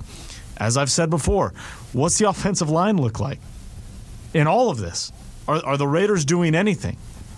Can the defense stop anything? Is Fernando going to have to stand back there, 50, throw the ball 50 times a game because the defense can't make a stop? I don't think that's going to be the case, but we simply just do not know. Is Kirk Cousins going to look like Kirk Cousins of last year, of 2 years ago? What is that competency level going to look like? How quickly is the offense going to get up to speed? All of that dictates Fernando Mendoza and his arrival, albeit when Fernando himself deems himself ready by way of his play. Yeah, and I think that if we were to bottom line it, because we both don't see it. I'm not going to speak for Clay, but it feels like all three of us don't feel like it's going to be like it was the last couple of years, where it was just complete fiasco, right? Mm-mm. So short of that, to me, going sideways would probably mean, are you legitimately in, or I guess the question becomes, are we in the playoff hunt or are we not in the playoff hunt, right? And if you feel like you're kind of falling out of that, or maybe you've internally felt like, this is going to be tough for us to really make a legit push for the playoffs, and you might feel that within half the season or so, that's probably when the transition would happen, right? I mean, if it goes completely off the rails like we've talked about, and that is a possibility, you just never know how NFL seasons are going to play out. It would happen earlier. But I think if we were going to put a characteristic about or the one characteristic of what this is going to compel the Raiders to make that switch from Kirk to Fernando, and this is barring Fernando just being the better option in training camp, which I'm not ruling out, by the way, at all. So we'll let that play out and make that determination. They'll make that determination at the end of camp. But short of that, are you in it or not? And the moment you kind of really believe you're not, then you hand that over to Fernando Mendoza and start getting his clock going and preparing for 2027 and beyond, and getting him on the field so that learning curve could get straightened out as quickly as possible in terms of making the transition from college to the NFL. And if the losses begin to mount, it'll also look at how did they lose these games and how close they were, but also how would the quarterback played in those losses, and were there throws that were missed that could have been had? Were there first downs that could have been run for and weren't? And we saw how years ago the Kurt Warner Eli Manning thing, where they got off to 5 wins really quickly, but they had 3 straight losses in which they felt like if we had better quarterback play, we could have made a difference there. Now they didn't. They made a change, and it wasn't like they made the playoffs that year, but they were. No, they went 1-6. Yeah, they went 1-6. But even a game where they lost a really close game to Arizona, the Giants back then, there were throws that should have been made and first downs that could have been run for, and Kurt Warner wasn't able to do that. So there are certain things that'll go into these losses, regardless of the overall score. If they felt like they had a better chance to win, or felt like, all right, we need to see something come out of what we have behind the incumbent starter, that's when these things could happen. And sometimes you see how the gauntlet of the schedule comes, that might come a little sooner than later. And when we go back to that decision, doing a little bit of research onto that, Clay, I don't know that they made the decision because they felt like Peyton could play, or Eli would play better than Kurt at that point. I just think they felt like, lost 3 straight. We're 5-4. Are we really a playoff team? Don't really feel that. It's time to get Eli, onto the field. Not necessarily to play better than Kirk Cousins. That was, or Kirk Cousins. Keep saying that. The former Rams quarterback. It was to just start expediting his development, and that's exactly what happened, because they did go 1-6 with Eli, and it was a little controversial because there were Giants fans, I'm sure media members, that you're 5-4. Yeah, you lost 3 straight to get to 5-4, but you're still in the playoff hunt. You win a couple of games and get to 7-4. Now you're really in the thick of the playoff race. But they just decided. And I think it was completely independent of, Eli's ready to be better than Kurt Warner. It was more, Eli needs to get out on the field, and we need to start getting him developed in real time. The other interesting dynamic to all of this is just when the chatter starts. I mean, you can make the argument the chatter's already begun. I think it's starting. Right? Like, you can make when he was taken first overall, that was the topic. When is he starting? When we're talking about it right now. Training camp hasn't even started. the vets haven't even the rookies haven't even reported. But it's interesting because we've already given a couple permutations, Vinny, that even if the team's competent, right? Not necessarily are they winning or losing because of the quarterback, but if they are competent enough of a football team that we believe they will be, just get Fernando in there. Let him learn on the job, assuming he's not going to get killed, right? But if you said 9 to 10 wins, and I'm not holding you to it. I'm just simply using it as an exercise for today. You said 9 to 10 wins, right? When we were talking, or not wins, sorry, starts for Fernando this season, right?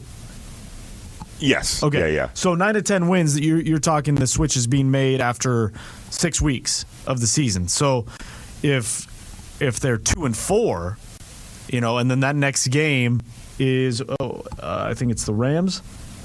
Yeah, Rams home game would be week 7. Right? That would be 2-4. Sorry, go 2-4. Week 7 would be the Rams game. And then that game against the Jets, and then San Francisco, and then Seattle. I mean, that's in that mix of that brutal part of the schedule for the Raiders. And the trade deadline's right around there too. I don't know if there's this is kind of the point I'm getting to. I don't know if there's going to be that's a perfect time, because you could say after the bye week is too late. Yeah, that's right. No, it is too late. Unless again they're flying high and planting their flag as a true playoff contender. Then you accept that and enjoy the run, right? Yeah, right. But the other part of this is there's not a whole lot of historical precedent for first overall picks that didn't play a whole lot in their rookie seasons recently. It used to be more more typical back in the day. But even back in the day, there were plenty of instances. The Troy Aikmans, the John Elways, the Peyton Mannings, they just got thrown in there. And playoffs. What are we even talking about playoffs? We won 3 games last year. There's no reason to be talking about the playoffs right now. We need to get the young quarterback ready to go. Caleb Williams. There's so many examples of guys that have played a lot of football in their rookie seasons because the team said Cam Ward last year. Hey, we invested a first round pick. We were bad. That's why we have the number 1 pick overall.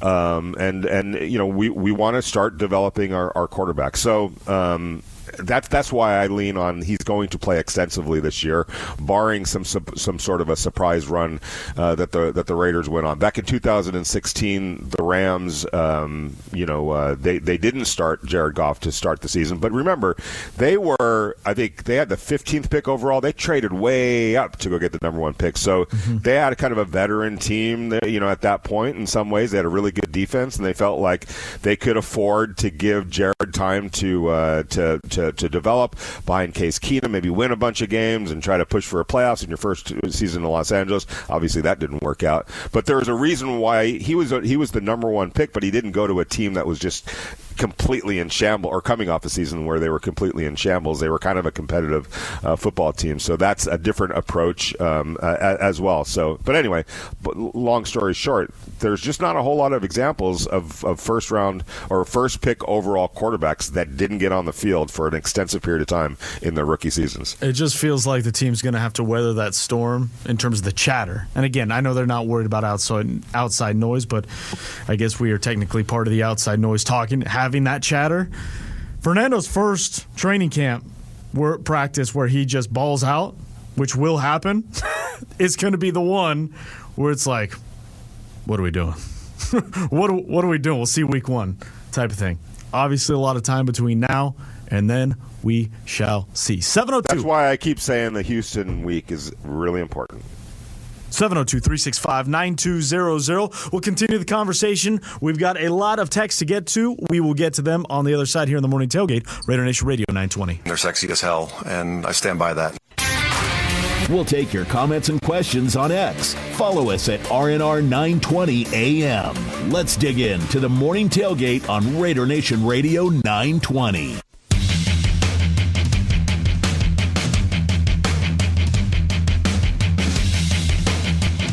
Welcome back inside the Morning Tailgate, Raider Nation Radio 920. Vinny, Vincent, Clay. Top 3 rookies, production, snap count. How do you see it? Jason up on the text line. Very interesting. And I would love to get more information behind this one. But he's got Trey Zune, Jermod McCoy, Traden Stukes.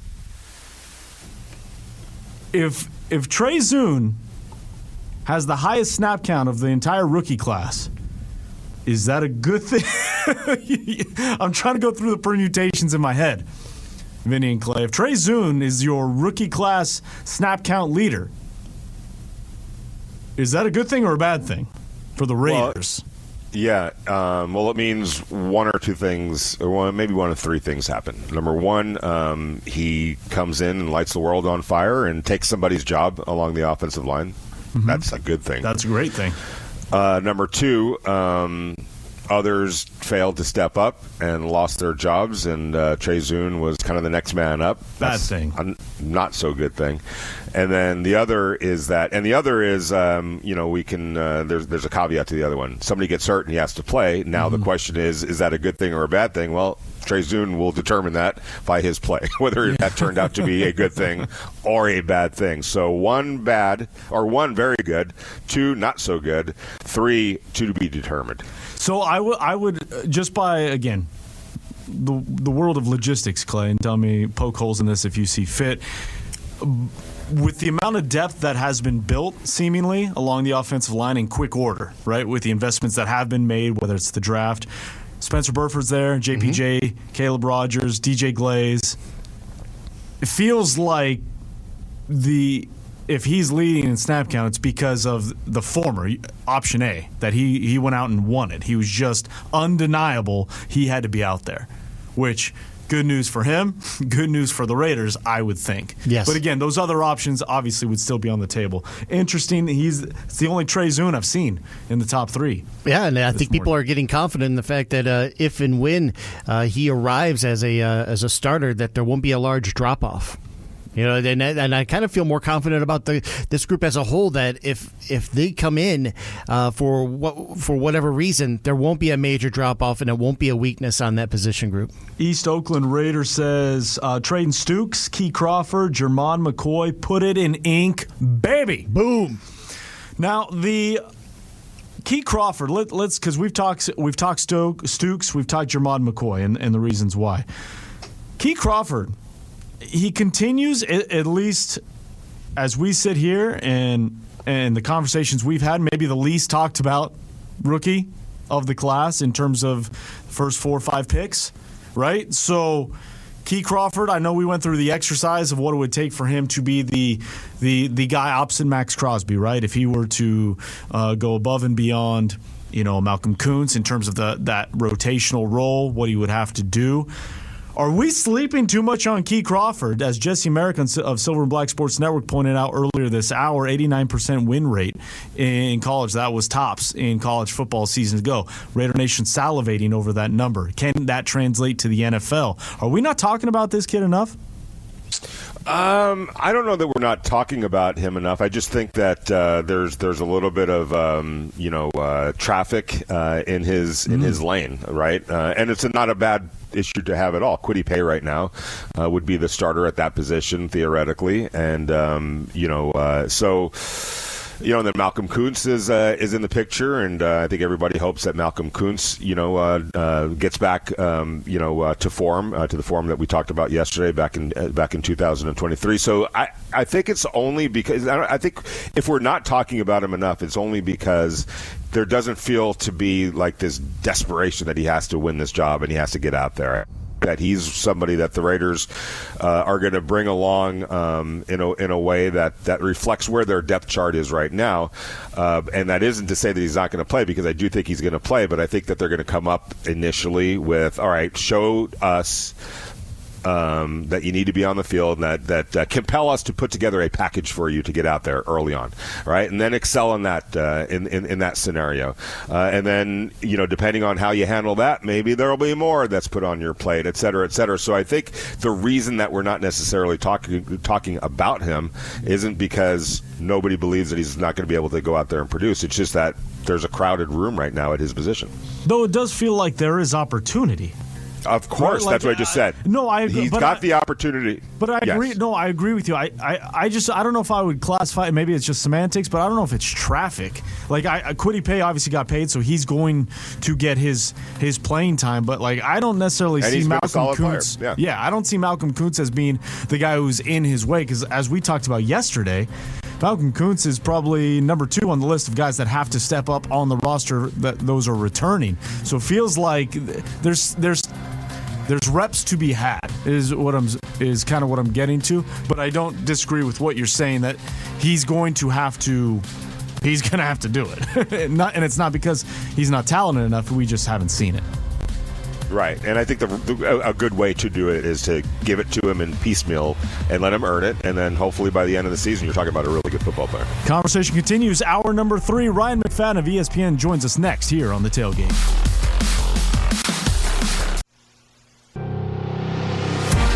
This is the Morning Tailgate. There have been plenty of other coaches, but why not us? Why not this staff? Why not this group of players? I look at it as what a great challenge. We're going to be about the work. He is back, baby!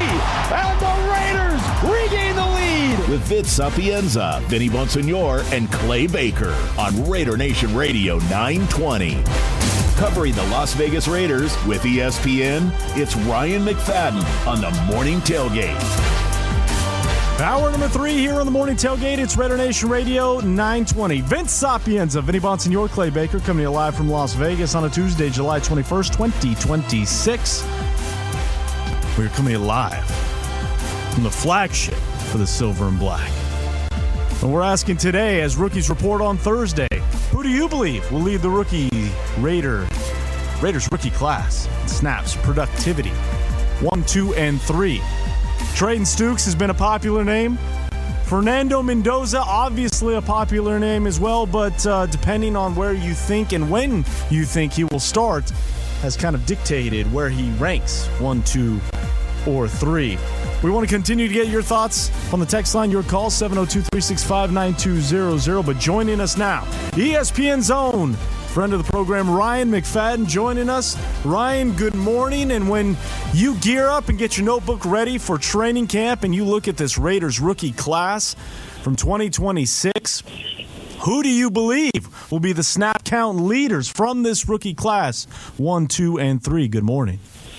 Hey, good morning, everybody. I think to start things off, answering your question, I think number 1 on my list would be Trayton Stukes in safety. I think he has the best shot to be, out of all the rookies in this draft class, has the best shot to be a week 1 starter. Just when you look at the depth, you look at the overall depth and safety. They didn't make too many moves in free agency at that position. They really beefed up the unit through the draft, and I think Trayton Stukes, just his skill set in terms of making plays on the ball, his man coverage ability, and just someone like Kubiak mentioned when he got drafted, someone who they hope can grow into a leader on this team for years to come. I think he just best fits that deep middle safety role, and someone who can make plays on the ball and on the back end of the field. And I think second, I would have to go with Fernando Mendoza.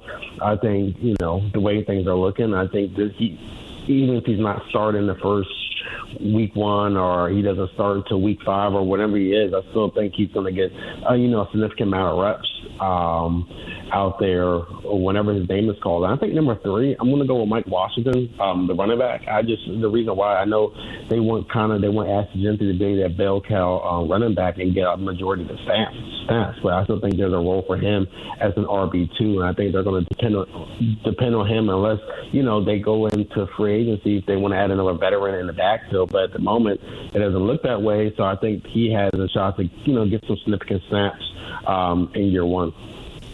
Ryan, when we talk about the wide receiver room, obviously Jalen Naylor and Trey Tucker are pretty much etched in stone.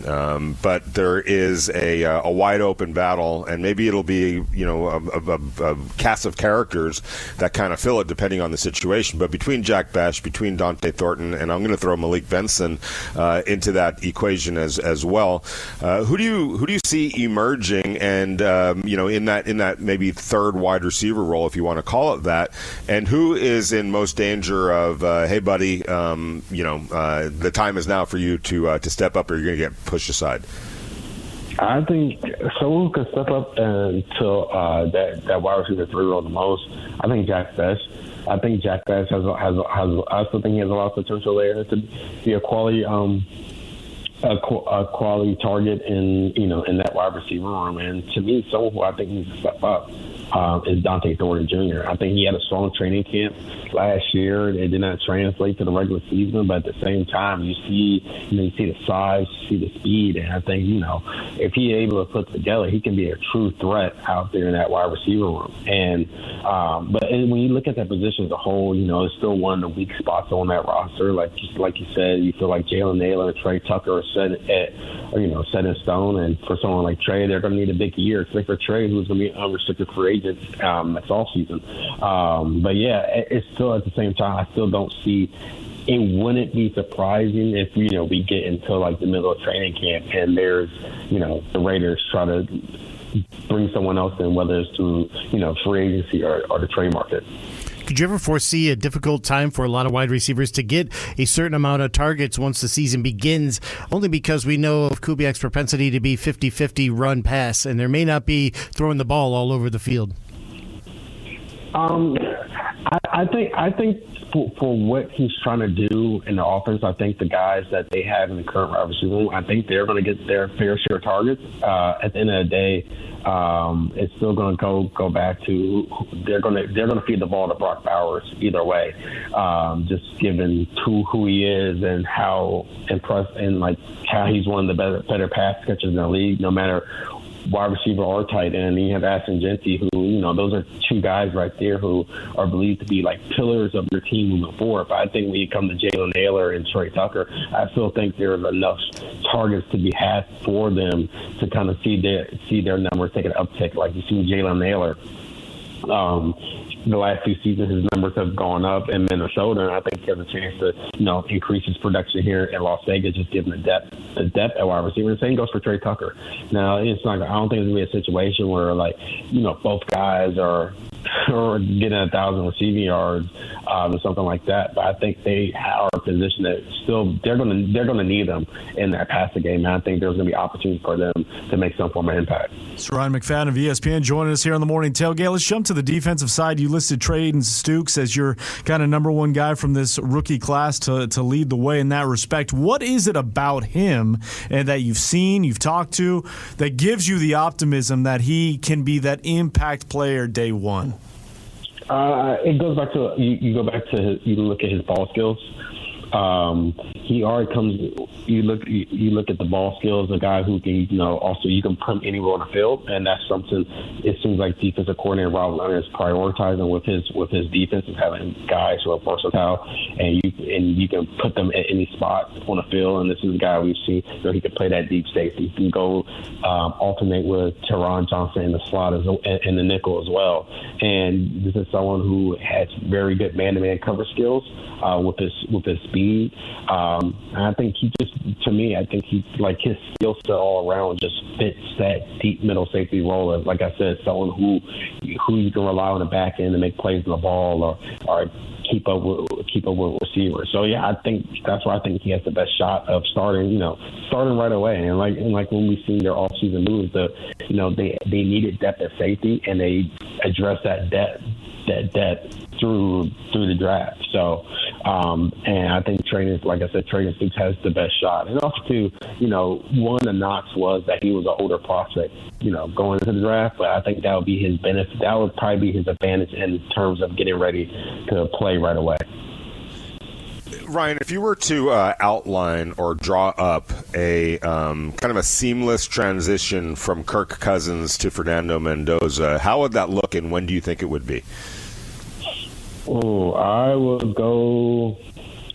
probably say when it comes to a seamless transition, like if everything, I think it'd be a situation where the seamless is to a point where you're at you get to week 6 or week 7, and you kind of you're seeing with the team. I take that back. I would say week 9. If you're talking about seamless, I would say let's say you get to week 9 after that big, because that's in between that big stretch where they have New England, Buffalo, Los Angeles. So in between then, if this is the Raiders team where they look like they're still ways away from being a playoff team, then you make that move in between then, and that's that might be tough for a rookie to go in there and like he's in that stretch where he's playing against a bunch of playoff teams. But at the same time, I think that's good experience from him as well. I think the middle of the season, it kind of gives you a sense of where this team is at and where they are moving forward. And, you know, like I said before, if Kirk Cousins is playing really good football and the Raiders are, you know, winning games and look like they have some shot of contending for a playoff spot, then, yeah, you have to keep rolling with the best guy forward. But, you know, if they've shown that, you know, the playoffs are not in their future this year, then I don't see wrong switching to Mendoza, especially if he's ready at that time. What do you think about as Cousins, as he's demonstrated over the past 2 seasons, that there are some limitations? Do you feel like we've seen his ceiling, or could there be more for him in this Kubiak offense? I think we've seen what Kirk Cousins could bring. I don't know if we're going to see if he's going to add more to what we've seen from him in the past, from his time in Minnesota, Atlanta, and Washington. I think, you know, 38. I think he's reached that ceiling. I think coming here with Kubiak's offense, something he has familiarity with and has had success with in the past, I think that'll help in terms of maybe producing better numbers than playing better than he was in Atlanta. Mm-hmm. But I don't think we're in a situation where he still has, like, you know, untapped potential. I think we've gotten to that point in Kirk Cousins' career where, like, we know who he is as a quarterback. We know we can bring. I just think being with a system that's familiar to him, I think that would help him playing a little bit better than we saw in Atlanta. So I think Cousins is a perfect quarterback in terms of, like, you know, getting things rolling before you hand the keys off to Mendoza. And I think that's someone not only he can do that, but he could be a really good voice in the locker room, not just for Mendoza getting acclimated to Kubiak's system, but all the players.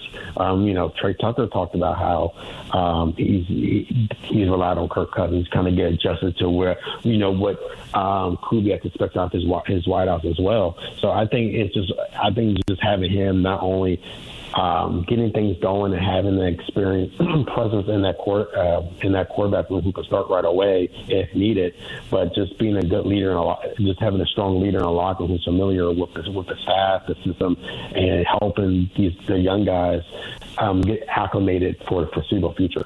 Regardless of which quarterback it is, at least to start, they're going to get a lot of help from their number one tight end in Brock Bowers. Showed up number 60 on the top 100 NFL players list. Curious, Ryan, you wrote about how Brock should have a career year. I'll ask you why you believe that. What are the reasons year 3 is going to be his career year? And what'd you make of him falling at 60 on the top 100? I think 60 is a little too low. It's low, but I understand, like, you know, injuries played a factor into what happened last year. So, like, when you factor in injuries and, you know, like, he only finished with 680 receiving yards. Yeah, I can see why he would rank that low, but just talking from a talent perspective, what we've seen in the past, I think he's higher than 60, and I think he'll prove that this year in year 3. Yeah, like I said in the story, I think he's set up for a ton of success. I think the large part is that he's fully healthy. He's 100%. And 2, he has a play caller in Kubiak who's really good at, you know, scheming up ways to get their best pass kick to the ball. Now, in the past, like, you know, Kubiak's offense really doesn't target tight ends quite a bit, but he's never really had a tight end like Brock Bowers before. And this is a guy who, you know, he's a wide receiver in a tight end's body. So you got to factor in that when you talk about him and how he fits in the system. So I think he's going to have a really big year. I think, you know, it goes back to the questionable depth at wide receiver. I think that also factors in things. I think when you look at how well Kubiak utilized 12 personnel, I think that's going to help create ways to get Brock Bowers open, especially in the middle of the field. You have a quarterback in Kirk Cousins, who's really good at, getting the ball, feeding the ball to his tight ends. And if you were there and watching, those two work during OTAs and minicamp, you see that a lot. And I'm expecting that continuity to continue as we get into training camp and preseason games. It's just, if everything goes well, he stays healthy, I think it's setting up for a big year for Brock Bowers. And if you're into fantasy football, you probably be happy with the production he's going to put out this year. And like in the story, I said he has a chance to make some record-breaking numbers. And I think if everything goes well in terms of his health, I think he has a really good shot in doing that.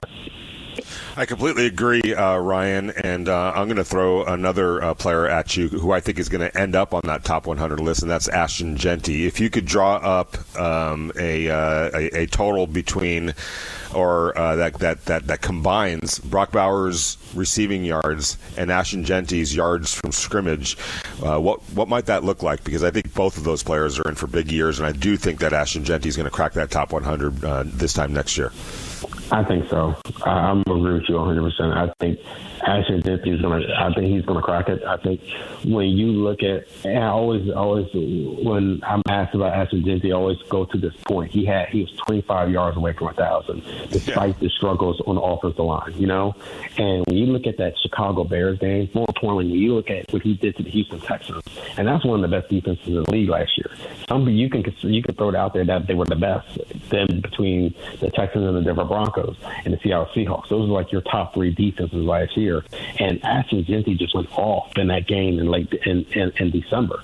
And he did it on both sides. You saw a 60-yard touchdown grab he had with from Geno Smith. And then you saw what he was doing on the ground. Right there, I just think you add Tyler Linderbaum in the mix. You get Colton Miller back healthy. You hope that a healthy Jackson Powers Johnson, will be beneficial as well. A more improved offensive scheme that's, this outside zone scheme that fits his skill set really well. And you have a play call who's really high on him and knows that, he cannot come off the field. I think this is going to be a really big year for Ashton Jeanty. We're going to see why it was worth taking him inside the top 10 in the previous and in the 2025 NFL draft. And it's going to be huge. I think this is a year where he's going to get his first Pro Bowl nod. Maybe depending on how things go across the league, he might be someone who could be sniffing at a potential All-Pro nomination. I think him and Brock Bowers is going to be such a focus on this offense. Jeanty, who can do it, to me, he can do it well on not only being impactful in the ground game, but in the passing game as well. You're going to see him making a few plays out there in the passing game. I think those two guys, they're set up for a ton of success this year. I love that you brought up 22 personnel. How do you think that'll affect Jeanty's numbers, especially with the acquisition of somebody like Connor Hayward as a fullback, not only down the field, but mostly in the red zone? Yeah, I think I think when you look at the personnel usage they're going to use, whether it's 12, 22, you add a fullback in the mix. I think it's going to help. It's going to even help out Jeanty, especially. I think it's going to help out with their red zone success as well. I think the Raiders going to be a lot more. They're going to be a lot better in the red zone as compared to years past. But I think all the moves they made, whether it's from getting Connor Hayward, signing Tyler Linderbaum, making him the highest paid center in NFL history, a number that probably takes some time for it to be top, if it ever will. It's all, to me, it's all set up for Ashton Jeanty to have a ton of success. And another name to me is you have also offensive line coach Rick Dennison, who won 4 Super Bowls in his past. Strong familiarity with the Kubiak family, strong teacher in the West Coast offense and the outside zone scheme. I think all that, when you factor in all that, I think it's just trending towards Ashton to have a lot of success. Ryan, is there one camp battle you were looking forward to in particular? I always go back to the cornerback room because it's I just want to see how that plays out, because you see the potential in that room. At the same time, you don't know there's still a lot of unknowns there when it comes to, like, is Jamal McCoy, what's the health status of Jamal McCoy? Can Darian Ford make a leap in year 2? Do they feel they need to add a veteran to that room as well, given that Jamal McCoy is coming off a serious knee injury? They've been patient with his rehab. Does that open the door for them to sign or trade somebody when camp starts? So I'm interested to see how the cornerback room plays out, because you look at a situation where if Jamal McCoy is playing freely, he really has a shot to challenge Darian Porter for the starting job, even though Porter started 10 of 17 games, because this is a guy who just has an elite skill set, and we saw it in the time he was in college, and he's very young, and this is someone who some consider as the top cornerback in this year's draft class, but due to concerns with his knee and the longevity of it, that led to him to fall. But the talent's still there. That if he's healthy, he's playing a little bit more freely compared to what we saw in OTAs and minicamp, that he has a chance to challenge him. I'm looking to see what he does and extend the reps. That's what I'm excited for, because when you look at if Jamal McCoy lives up to the potential and the expectations he had going into the draft before he fell, you're looking at something that's probably one of the biggest steals of this year's draft. So that's what I'm excited to see. He is Ryan McFadden of ESPN. Follow him on the X at Ryan McFadden _ Ryan, what should we be looking out for, Raider Nation be looking out for as we get set for training camp? I got a new I just word me, Jesse, and Simone Raider are doing a new podcast starting next week called Raiders Collective. So that's going to be on YouTube and Spotify. Outside of that, trying to enjoy this last week of freedom. The media got sent the training camp schedule.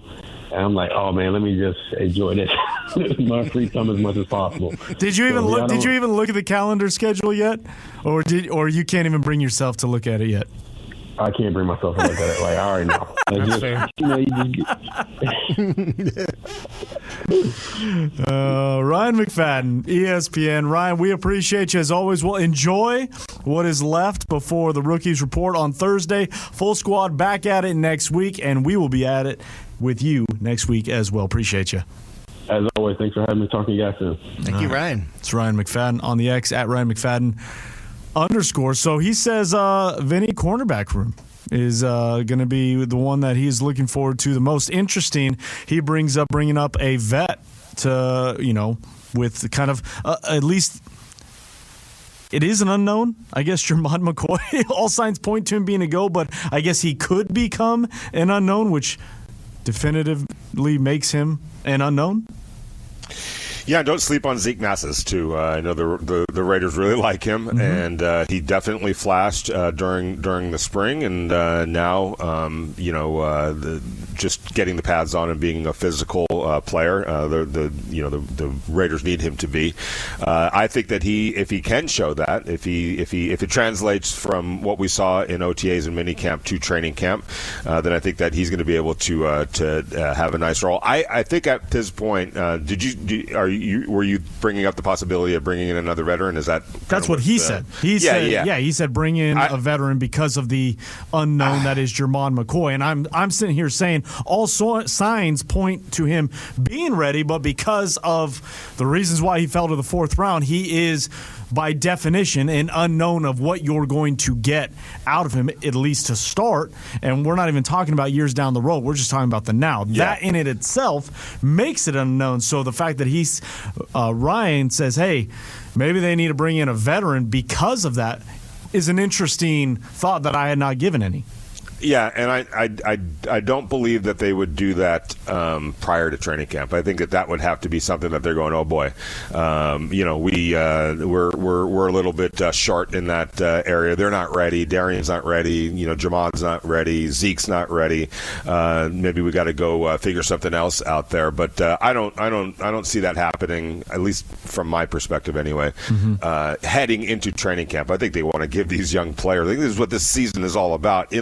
there's a lot of layers to this season without question. Right. But I think a big part of this season is development and getting these guys, out onto the field and developing them and developing this foundation that they're trying to build. I'm doing a story that kind of highlights everybody's training camp that's coming up, and one name that just writing about the Rams, Warren McClendon, their right tackle, was in his third season last year, and they put this is how like guys like Trey Zune and guys like Charles Grant, this is the kind of timeline that the Raiders want to get to, much like the Rams have been for many years. But Robert Havenstein was their right tackle. They draft McClendon from Georgia in 2023, slowly but surely developing him, getting him ready. Last year, Havenstein goes down. McClendon comes in for 10 games and lights the world on fire. Becomes one of the best run blockers in the NFL.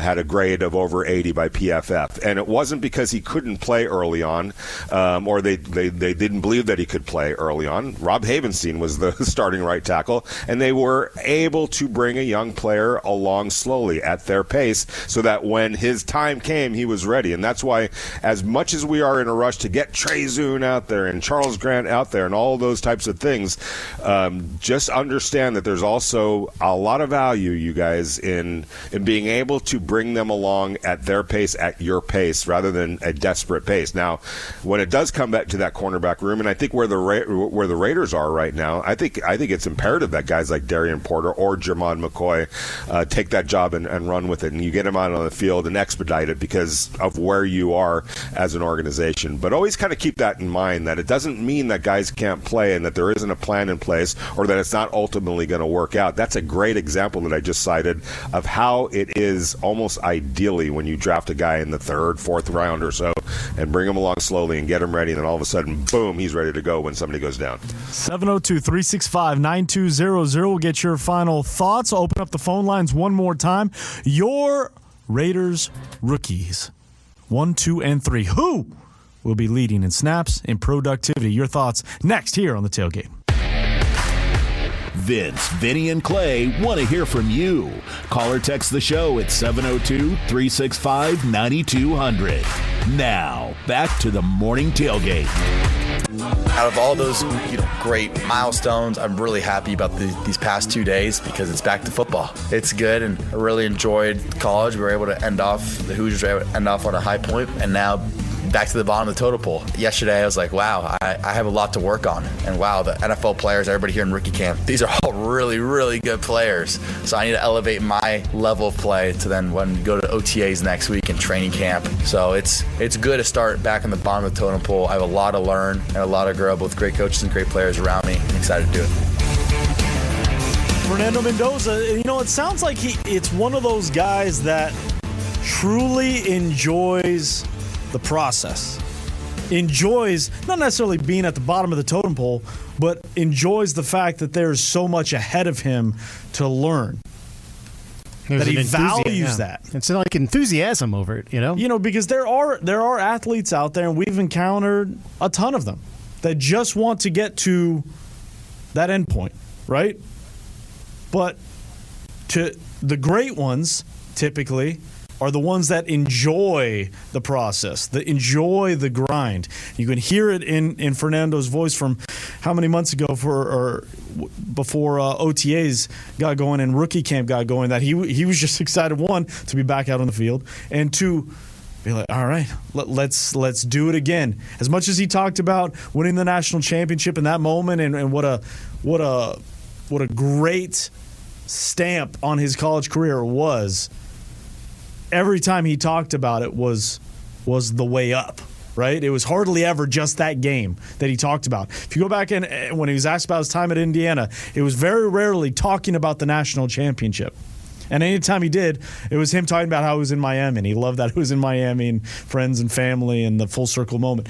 It was the grind. It was on the way up, and that's what's ahead of him now. And think of it this way, Vince. That's all he's ever known, and it's got him think about where that grind has gotten him. This wasn't a 5-star guy.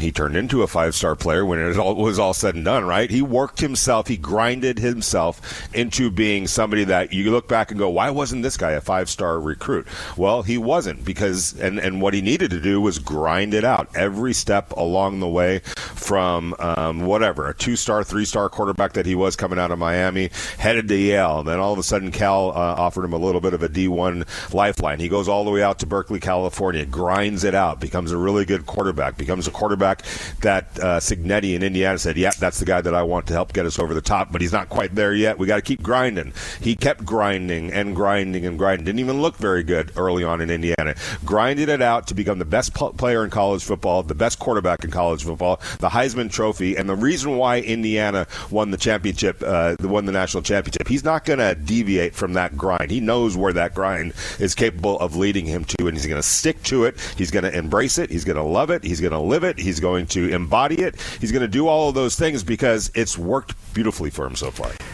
You know, you saw in the draft profile and throughout the that process of how hard of a worker Mendoza is from Cignetti, and even Spytek noticed that, not only the hard work ethic, the great processing, but when Spytek was talking about, we want guys who love football, and that's a part about loving this process. Are you willing to, show that kind of enthusiasm to dig into there, because there's a lot to overcome for anybody who's coming out, even if high as a number 1 pick. So nothing is taken for granted for him, and I think he understands that where he's at right now, that it's going to take a lot of work. Spytek's wanting guys like that, and I think he fits the mold Mendoza does as far as that parameter of, are you going to love this process? Because, yeah, you're going to get to this point where we get you ready for week 1 or possibly ready to start, but at the same time, there's a week-by-week basis that you're going to need to get ready, get in the film room for each individual opponent. Each week will be that kind of grind. So do you love it? Because we're just at the beginning. Yeah. And I know this about Fernando Mendoza. He has been, we haven't seen him now, a couple weeks, few weeks, whatever. I'm talking about out on the field. This guy has been putting the work in, and his whole objective, going all the way back to when he hoisted that national championship, handed it over to Kirk Cignetti and said, okay, time to get ready for the NFL, which is exactly what he did, and went into the lab and started the work process at that point. His whole goal, his whole objective was to be really just as prepared as possible, not to grind it out in training camp, which he will, but to win the starting job. He wants to be the goal was to be the best version of himself and put himself in the running to win the starting job as a rookie. How that all plays out is predicated on a whole bunch of things, but I'm super curious, based on what I know about Fernando Mendoza and what I know that he's been doing in the lab since the last time we saw him, where actually he is, where that grind that he continued well after minicamp and well after OTAs and rookie minicamp. He didn't stop working, and it'll be interesting to see where that work got him to start training camp. Earlier this morning, the NFL Players Association announced its Rising Stars list, which now this is not just performance. This is based on what's going to be made merchandise-wise. Business expected to deliver, retail type situation, jerseys, etc. Fernando, to the surprise of no one, is one of the 10 rookies on that Rising Stars list. Brock Bowers, one of the 10 on the Rising Stars veteran list. So again, that's not a production-based list. It's based on what they believe is going to rake in the dough. And so Fernando's demeanor, the ESPYs, that obviously felt like slam dunk. Pretty cool to see Brock Bowers on that list in terms of the jersey sales and things of that nature, becoming not just a Raiders guy, right, but now a nationally known, league-wide known commodity amongst the fans. Interesting little tidbit to come out of this morning. 702-365-9200. Funky Raider up onto the text line says, good morning, my Funketeers. I believe Mike Washington, Trey Stooks, Malik Benson will have an impact this year. And he says, Vinny, my last duty station while in the Navy was a PT Mugu. It's the Naval Air Base in Oxnard. Don't ever sign those. Point Mugu. PT Mugu. Well, it's all one word. Yeah. So, I was like, what the hell are you talking about? I thought, Point Magoo. It's Okay, Point it was Magoo. all one It's word, the air so base. that makes sense. Okay, that makes sense. Mugu. P.T. Mugu. All right, Don't ever sign cut those, it. Cut it, Clay. Don't ever Cut sign that. those petitions outside of grocery stores because they sell your info to telemarketers. Oh, Say come that you don't on. live in the same state. They do? That's not right. There's a lot of voter registration, a lot of stuff that goes on the ballot. At Not PT everybody Mugu? is like that at PT Mugu. PT Mugu. Funky really got me on that one. I did not know what that word was. I should've kept usually reading. butcher the words, Vince. I'm usually the guy that butchers the words. I know. Stop that. I should have You're kept taking reading my- to you're- get to the air base. Autocorrect can be very difficult on the text line. PT Mugu. PT man. Mugu, baby. Holy What crap. a place to be. Appreciate all Love it. the service of PT Mugu. Snake Man. Snake Man. Should things go sideways before trade deadline, look for Max to get gone. Come on, Snake Man. Snake Man. Come on, it's July 21st. Everything's on the next table, week. Vince. Training camp's next week. Can we get to training camp? Did you see his get off at the SAC Summit? So did a lot of people. Oh, it wasn't just Las Vegas? Wasn't just us? I thought that was just a very specific algorithm that we got. Interesting. Tech Raider. The top 3 rookies by impact will be Stooks, McCoy, Mendoza. My dark horse to break into the top 3 is Malik Benson. I think he could be a top 3 wide receiver on this team and will be an impact return man day 1. There we go. That would be impact. Malik Benson That's looked the good. edge Malik he Benson looked good. has. Yeah. Malik Benson has looked good. And Malik Benson, like the other names we talked about yesterday, in terms of Jack Besh, in terms of Derek Young, the special teams quotient of the value, Malik Benson brings that in the return game, which is why I don't want to, say anybody's out before training camp even starts. But that wide receiver room, let's just say, if you're in it, you better make some plays. Let's just say that. You better make some plays. 702-365-9200 is the number. We'll get to your final thoughts, texts. But first, Clay has got a present for you. Sure, the soundtrack of the 1980s is happening this Saturday over at the Sahara at the pool for the Totally Tubular Festival. Stacked lineup of iconic 80s artists: Thomas Dolby, Flock of Seagulls, Bow Wow Wow, Animotion, Tommy Tutone. They're all there, even more. So get your tickets now at 702-365-9200. You have to pick them up at Lotus Broadcasting. We have a pair of tickets for Totally Tubular this Saturday at the Sahara Pool. Coming up next, it's the final sit-down. Raider Nation Radio 920. This is the Morning Tailgate. Oh, ho! Oh, Kaijan. Oh! Back up. I'll talk to him about it. I've been telling you for months now this guy's no good. I want to sit down. All right. Answer the phone. I want to sit down. On Raider Nation Radio 920. Oh! It is the final sit down here on the Morning Tailgate, Raider Nation Radio 920. Big thanks to our guests on today's program: Jesse Merrick, Silver and Black Sports Network, Ryan McFadden of ESPN, and you, the nation. Talking Raiders rookies as the first-year players get set to report on Thursday. Looking forward to getting out to training camp next week. As we talked about at the beginning of the show, 2 teams, rookies, had already begun. 4 more added this day, a Tuesday. So slowly but surely chipping away. I think it's by next Thursday, so a week from this Thursday, all teams will be in camp. Seems like it, yeah, at that point. That is the date. Mm-hmm. The young and the old, Vinny. The young and the old. Oh, yeah. Great time of year, and I cannot wait without question. And one of the other news and notes around the league, even though it is a quiet part of the time, the calm before the storm, if you will, Aaron Rodgers seen maybe in his best light in recent years. Saw some Instagram photos there, Vinny. Yeah, there was a reconciliation with his mom and dad. They had gone, I don't know how long it was apart, and there was a rift, there was a beef, and it really did warm my heart to see that. I went through something like that. It was my cousin Larry and his father Oscar.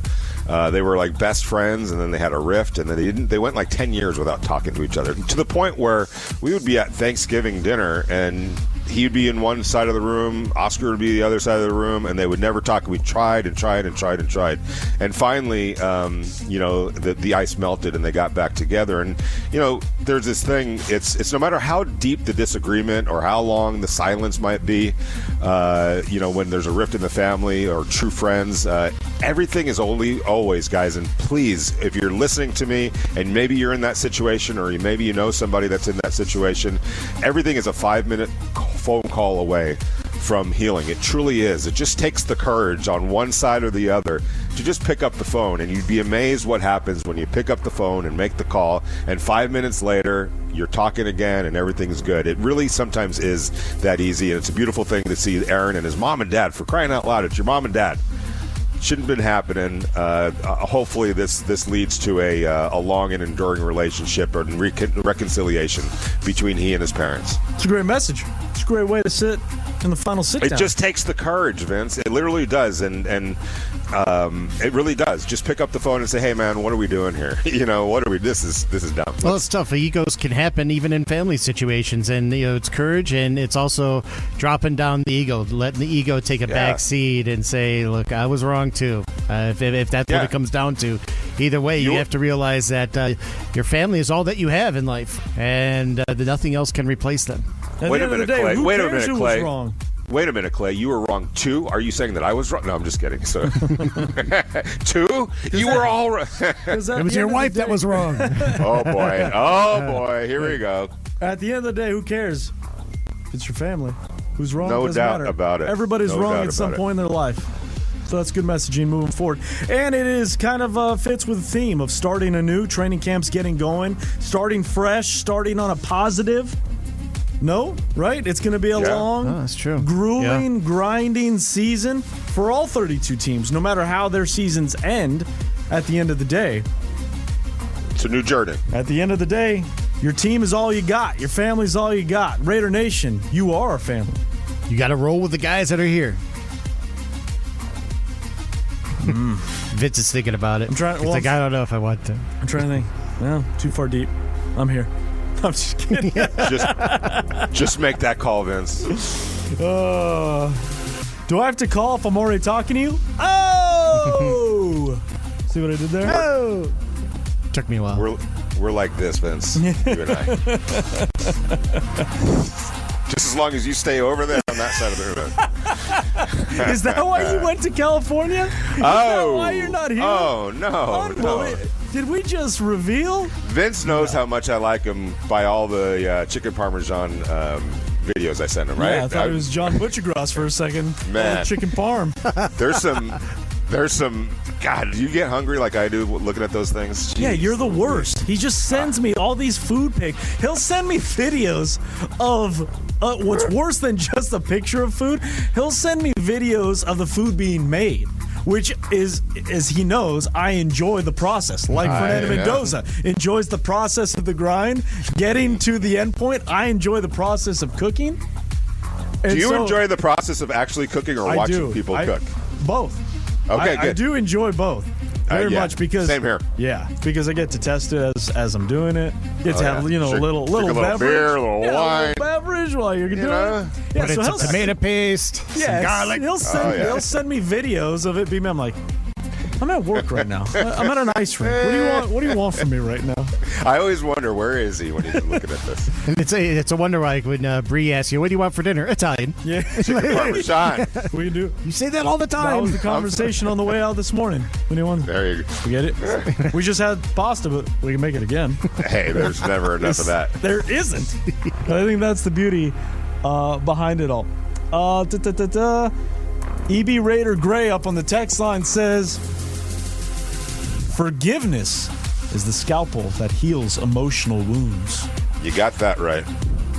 It's easy, and it's way easier than you think. That's in quotes. I don't know who said it. It might be E.B. Raider Gray, who with the wise words. Wow, what a parable! That's what a parable. That is deep.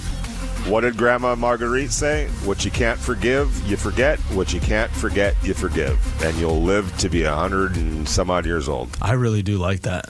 Yeah.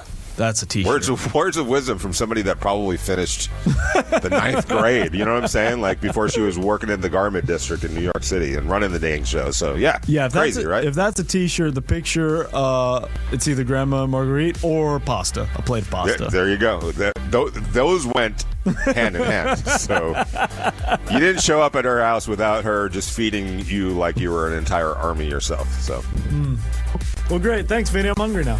You're welcome. And thanks for the wise words. It's a great way to end the Likewise. show.